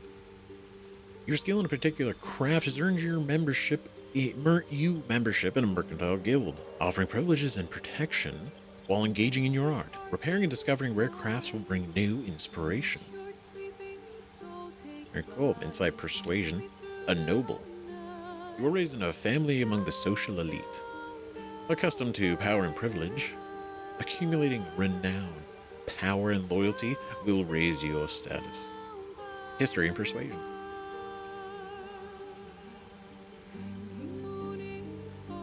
Very cool. Outlander. You grew up in the wilds, learning to survive far from the comforts of civilization. Surviving unusual hazards of the wild will enhance your prowess and understanding. I'm a huge fan of the Outlander background. Because there's so much cool stuff you could do with this.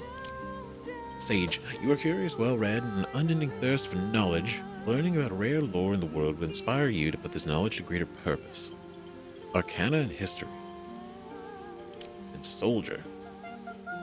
You're trained in battlefield tactics and combat, having served in militia, mercenary company, or officer corps. Show smart tactics and bravery on the battlefield to enhance your prowess. Athletics and intimidation. And then an urchin. After surviving a poor, bleak childhood, you know how to make the most out of very little. Using the street smart to bolster your spirit for the journey ahead. Sleight of hand and stealth. So what is he? What is he? Who is our guy? Who is our storm sorcery drow? Is he an acolyte? I don't think so. Is he a folk hero? Not yet. Sage? Not particularly, but he's not a fool. Right? Soldier? No, not a soldier. He's also not an urchin. Charlatan? Not much of a trickster, could be. Criminal? That could be interesting. Entertainer? It doesn't fit him. Right? I definitely imagine, you know, he's definitely he's a roaming type. He's not a loner, right? He's got friends, got connections, we know people. They're cool people. But what fits? Noble feels way too fancy. I mean, like, it could if we played into that.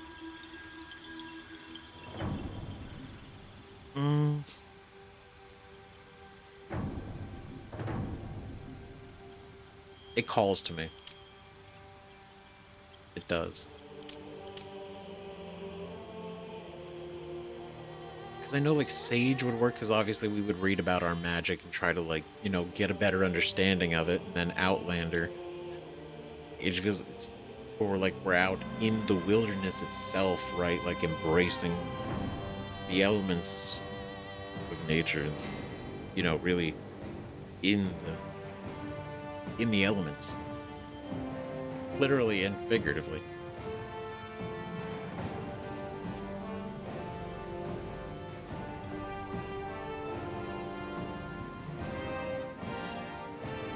I feel like we're gonna do Outlander. I feel like that's cool. That's a cool one. We're doing it. All right. So ability points, proficiency bonus +2. We have none, but we can move things around, which is actually pretty sick. So you could actually put your stats wherever the hell you want. It's pretty great. Athletics, perception, survival, deception, and persuasion. Change.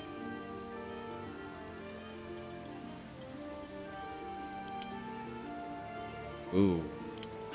Oh, we can switch these around. Okay, you may customize your skill preferences in the list below. Okay, so we have persuasion, intimidation, deception, insight, religion, or arcana. Okay. Do we want... Deception could be really useful. I feel like Arcana is also, that's one we probably should have. And Persuasion's always really good, right? Persuasion's a little bit better, I think, depending on the situation, obviously, right? Than Intimidation and Deception, though these can really work. I didn't know we could change these around. That's neat. I think we're good. I like this. Right, and then the Outlander giving us athletics. We get +1, so we avoid having a -2, and now it's just a -1. It's not horrible. I think this is it, though. I think this is it, guys. I think we did it finally after God knows how long. I wasn't keeping track. Man, so finally. Here we go. Our guy. I'm sorry. I'm very proud of it. He looks so cool. He looks like a badass.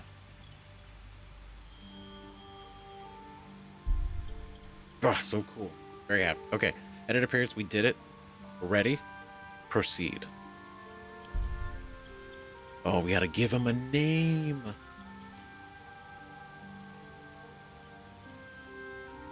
I should have seen this coming. I should have seen it coming.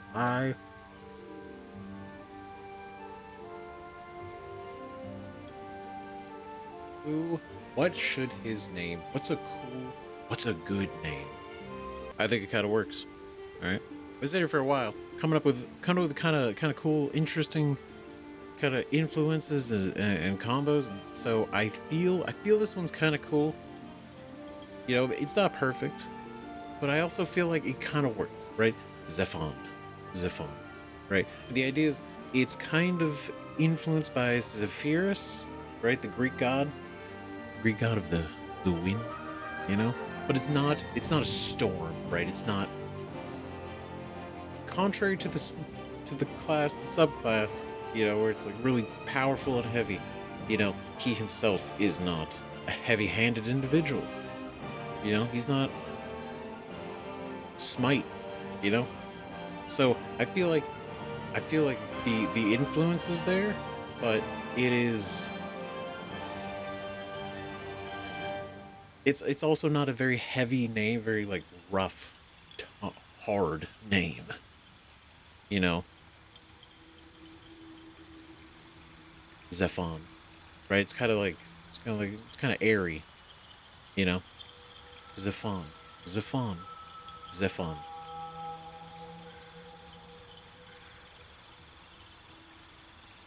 I feel, because it's either it's not as cool to use your real name, you know. You gotta use like a cool fantasy name. The Zephon, the Storm Sorcerer. Zephon. Alright, we'll ride it out. You need a guardian. Choose one. What? Who is this? A guardian. Wait. Do I have to design an entire second character? Oh, this. Oh my god. Okay. Wow. Okay. This is gonna be interesting. Got it. Hold on. Alright. That she looks cool. I think she looks cool. I have no idea what it means by guardian, though. Like our guardian or a guardian? It says you need a guardian. So, I imagine this is our guardian. And that works. That's really, that's cool. Now, what the context is, I don't know. But, I don't think that's cool. I gotta be real. I went with the TV because it's the horn. They're cool. I'm into the horns. It just, they look cool, man. When they work, they work. It's rad. Alright. Good. Is it finally? Is there gonna be another? Oh, venture forth. Here we go. Oh my god. Spin forever. The parasite.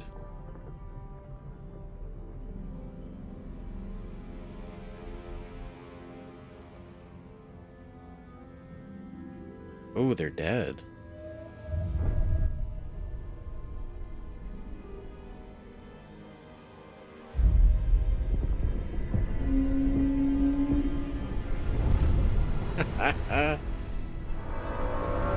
Oh shit.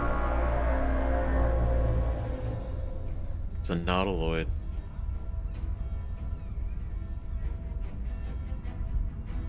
Where is...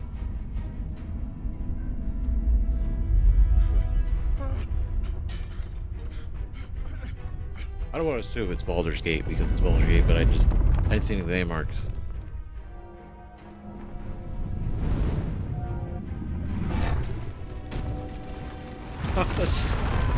This is... Oh my god.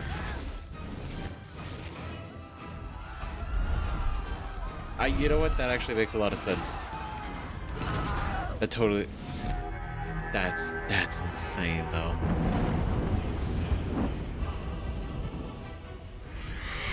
Oh shit! Wait, dragon. Oh my god, that. I shouldn't be terribly surprised. The Githyanki riding the red dragons, going after. Oh, badass. Dude. Oh shit.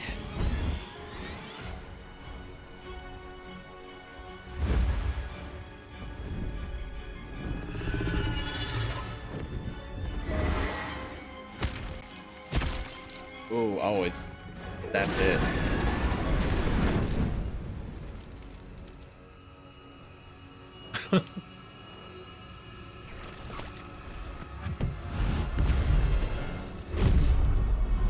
Oh my god, it's such a cool visualization. Spine of the world?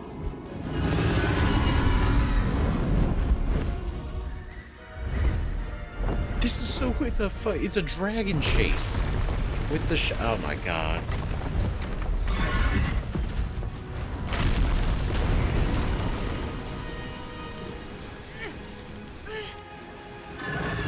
Alive. Okay.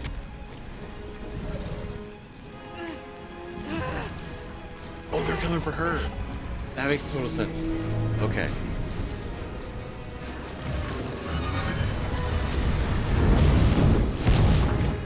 Oh shit.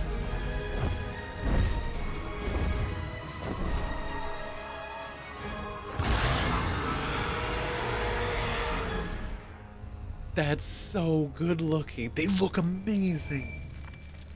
Dude, the ship, the fight, the city. Oh my god.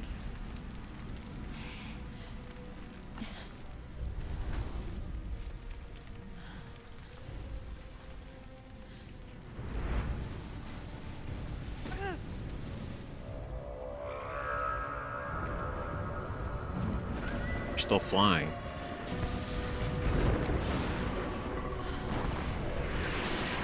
No. Holy shit, is it hell? It's weird to say it with such excitement, but... Oh my god. That's what I'm talking about. This is... What a fucking start. Holy shit. Wait, are we actually... Are we going straight in? Dude, this is... badass.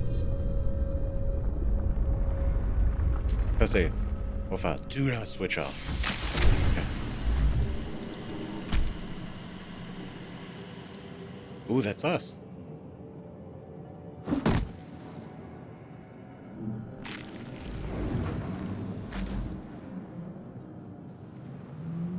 Oh shit. Okay. My head. Ooh, we talk. That's cool. I mean, we did pick a voice. I just didn't realize how. I don't know how much we were. Okay, so that's intuitive. All right, click on the ground or hold to move towards the cursor. Oh, it does it by distance. Okay, so we want to go. Can I? Oh, ooh. Okay, I'm just clicking things. I'm trying to figure out, get a feel for what we could do. Nice. All right. Cool. We're here.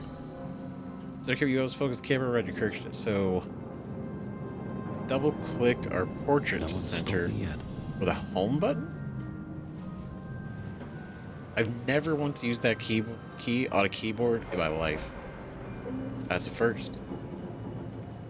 Okay, so I keep trying to use the arrow keys to move around. That's not what this is. Mind Flayer Pod. Might still be stuck inside if we hadn't been attacked. That was quite fortunate. Not for everyone else, but for us. Let's see what this does. Those others.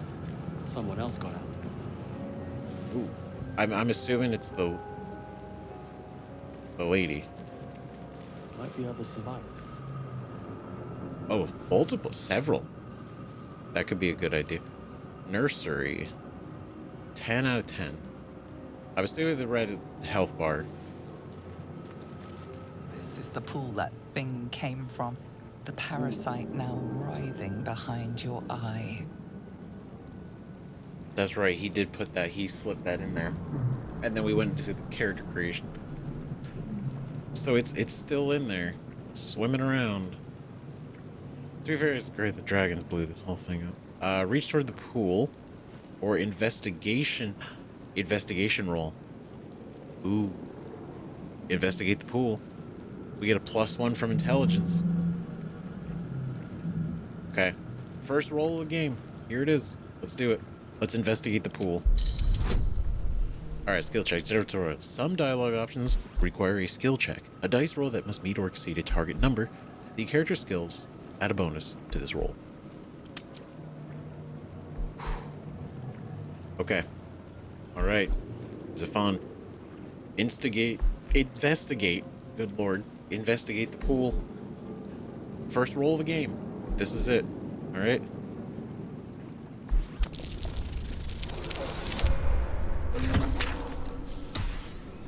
That's what I'm talking about. 11 is a good number when you need a 10. The casing is fragile. The slightest touch could cause it to crumble. Fragile. The slightest touch. Reach toward the pool or leave? That might be a bad idea. What if it's like acid? I don't know.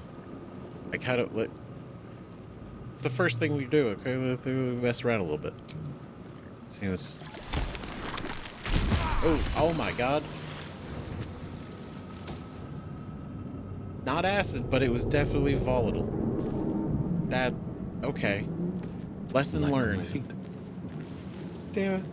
The first thing. Ooh, dead mind flare. There was a bunch of these guys in the cutscene. Okay, loot, great. A jade, a precious mineral from the Sea of Fallen Stars, cherished by sovereigns and stone carvers alike. Inventory and equipment. Ooh, so this is their whole Got it. Sorry, I'm trying to see. Ooh, wait, another one. Can we investigate this? Wonder who was inside. No. Fire. Okay. Cool. Can we go up here?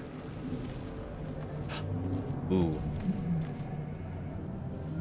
Our first chest. Nice. 37 gold. Look at that. You can find a dozen different currencies in Faerun, but everyone accepts gold. That's right. Everyone loves gold. Universal currency. It says sturdy. Which I was assuming means I could technically break it if I wanted to, right? Could break it. Did I try?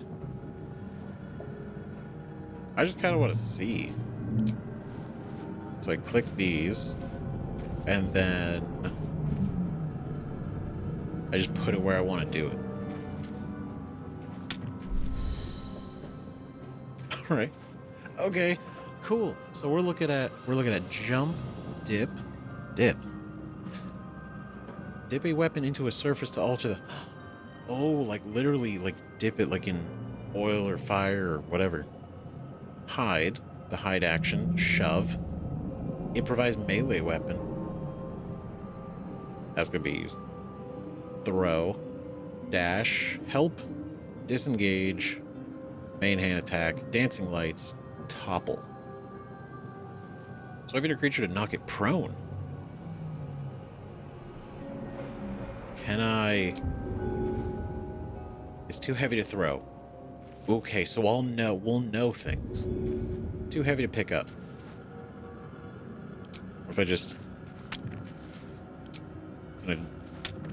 Because conceptually that this would imply that we could do this with a lot of things.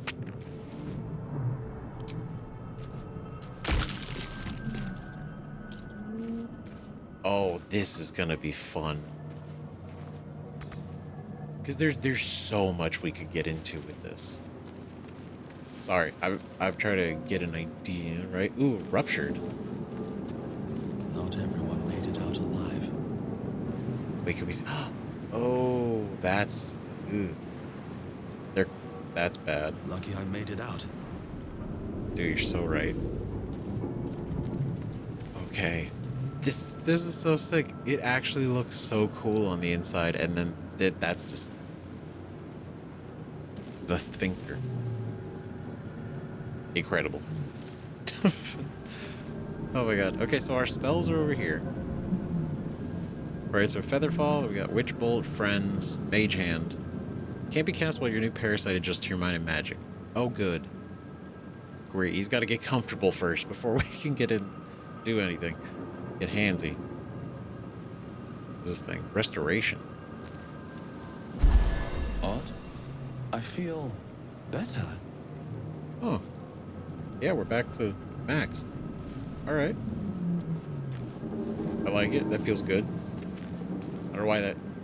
Maybe... Is it because of the parasite? That's so gross. Though, stop. It keeps showing sphincter. I don't want to see it. What is it? Ooh, illicit record. Images of goblins, their habits and histories flash into your mind. Alright. So this is them recording it, and then we kind of got it telepathically read, in a way. Do you have anything on you, buddy? Gold? Alright. This is a bit of... Okay, so this has been a bad time for everybody. Viscous chair? Or vicious? Viscous. Now. We got... Ooh, wait. More stuff. Rune slate. Worlds beyond worlds flash before your eyes. Empires of a grand design, traversed by ships just like this. The Illithid Empire. Oh god. Because the Mind Flayers, Illithids, they're like from real bad stuff. A feeling penetrates your mind. An anomaly, one like ourselves, unconnected from the whole. Caution. I'm assuming this is his work desk. A schematic of a nautiloid flashes into your mind. Nerves, sinews, as much living being as ship. I mean, they are essentially living ships. I mean, we saw the tentacles on the outside, and the one guy, he was controlling them. Right, but they like physically move. Can I feel like this doesn't need to.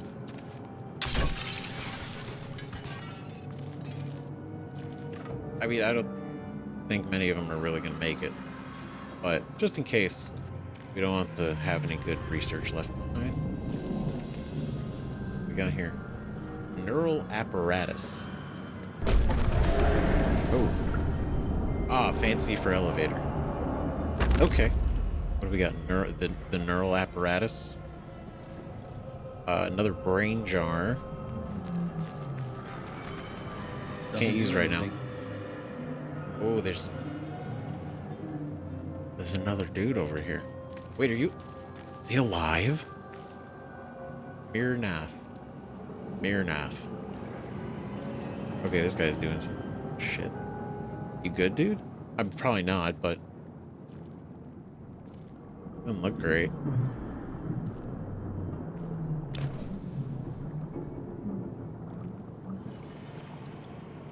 Oh. Yes. That's You've not... come to save us from this place.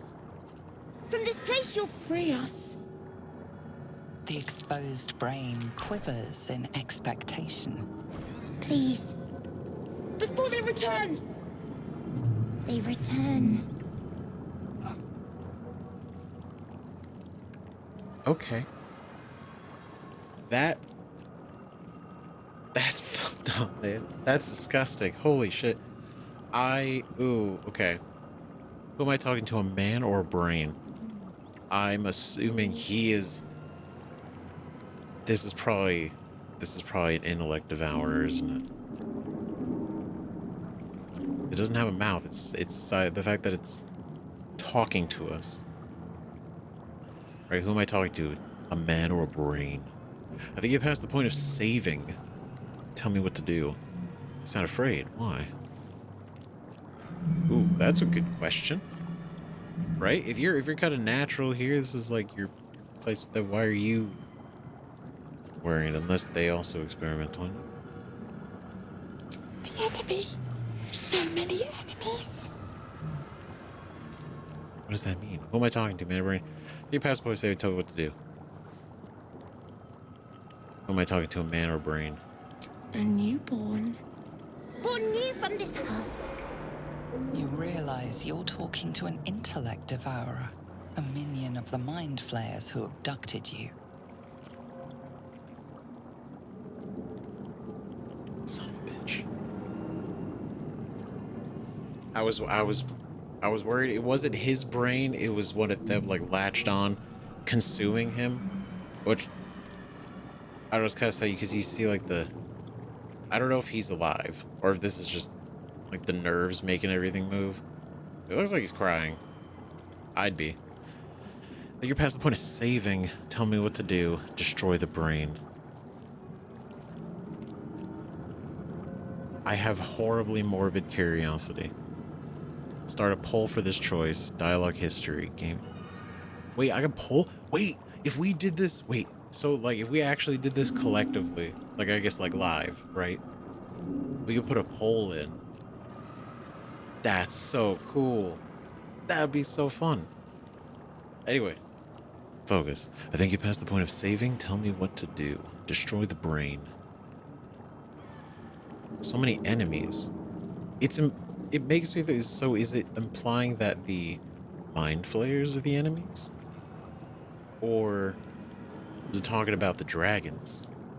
But the dragons are gone, so I don't know why it would be. I feel like we could probably kill it pretty easily. What do you want? Remove us from this body. From this case. Free us. Please. Please. Okay. Inspect the exposed brain. Investigation. Strength. Break the skull. Dexterity. Gently prise the brain from the skull. Destroy the brain. Ooh, okay.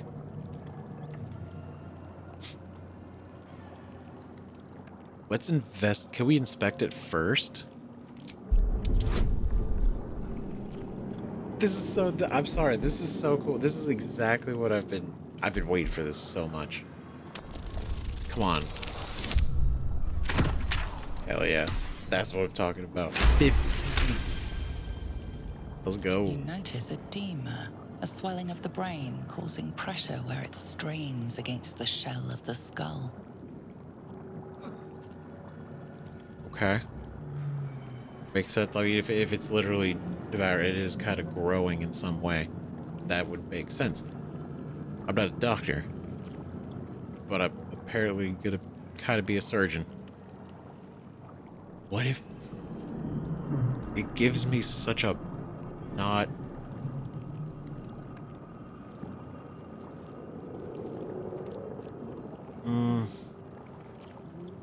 Gently prise the brain. So we could either free it or we could completely attempt a cerebral extraction, staying mindful of the swelling. Ooh. We could be even more careful. Advantage. Advantage because we investigated. Now I feel like we gotta use it just to see. I feel like we got to, right? Advantage is to use 2 dice and take the high result before adding modifiers. 18. Hell yeah. Beautiful. We attempt a cerebral extraction, staying mindful of the swelling. Oh, his eyes are moving. The brain lifts from the skull. But you notice an opportunity. You could cripple the strange creature, making it more subservient should it prove a threat. That was disgusting. And also, if he was still actually alive, he's dead. He's done now. But that was only a matter of time. Dexterity, mutilate the brain. Spare the creature. Any injuries might weaken it. Why would I care if it's weakened?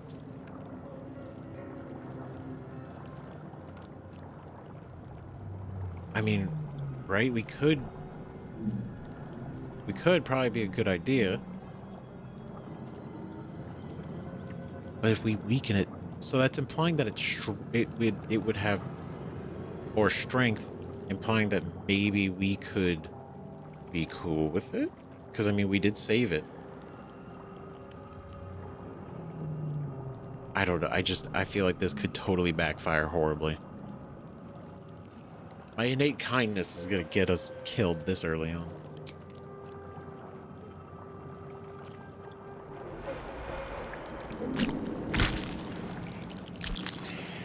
Journal update. Escape the nautiloid.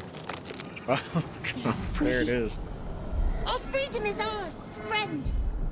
The creature pauses, listening. Friend? Something behind your eyes seizes in recognition. We must go to the helm. At the helm, we are needed. Okay, so he's cool. He's cool with it. We're cool. This could be something. All right, let's go with what's at the helm. I'll help you once, but that's all I can do. I'll go, but not with you. What should I call you? Attack the brain. What's at the helm? The brain tenses, as though querying an unseen advisor. Do you not hear it? We will not survive here. We are needed to navigate. We are needed to leave this realm. They will not survive here. Holy shit. Oh, so they're also just screwed the longer they be here. What should I call you? We are us. Okay. Fair. I'll help you once. That's all I can do. All right, let's go. I'll go, but not with you. I feel like I mean, if he's cool with us, like, we can take advantage of this situation and then just... I mean, it is, you know, works for the mind flayers, so if anything, we can kick it off the ship if it starts to get a little too uppity. To the helm we go. We are going to the helm. To the helm.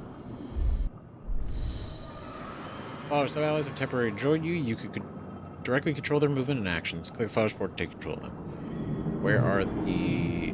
Ooh. Okay, us, level 1, conditions newborn, opportunity attack rate. Wait, can I actually? This game is gonna be crazy. So not only so I could actually control everybody individually.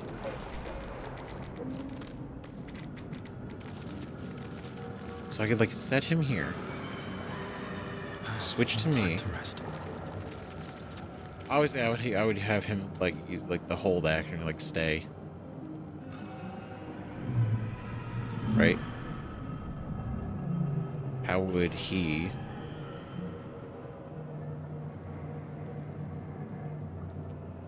How would I get them to stay put?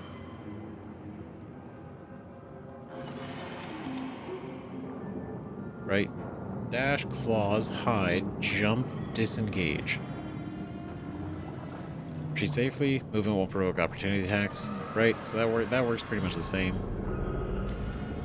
Toggle light source, claws. Still alive, so that's progress.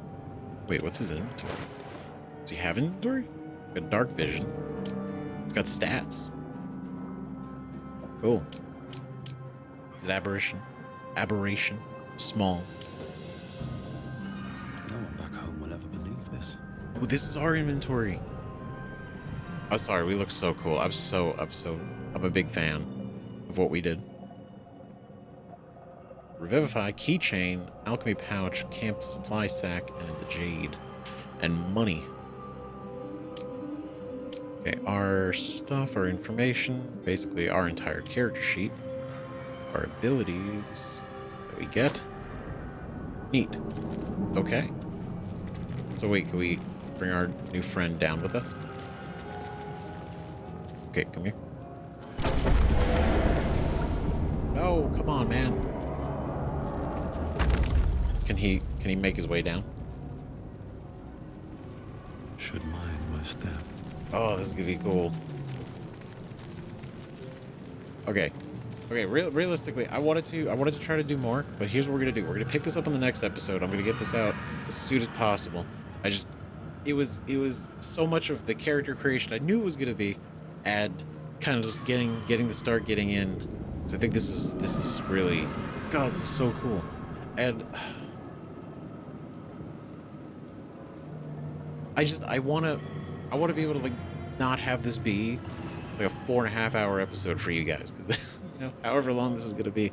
So I just want to make sure that we're good. It's a great start. Let me know what you guys think about all this. The next episode, we're going out there and see what the hell's going on, because this is badass. This is so cool. This is super sick. All right, seriously, thank you guys so much for watching. For real. Let me know what you think in the comments, and definitely see you guys in the next episode. Bye bye.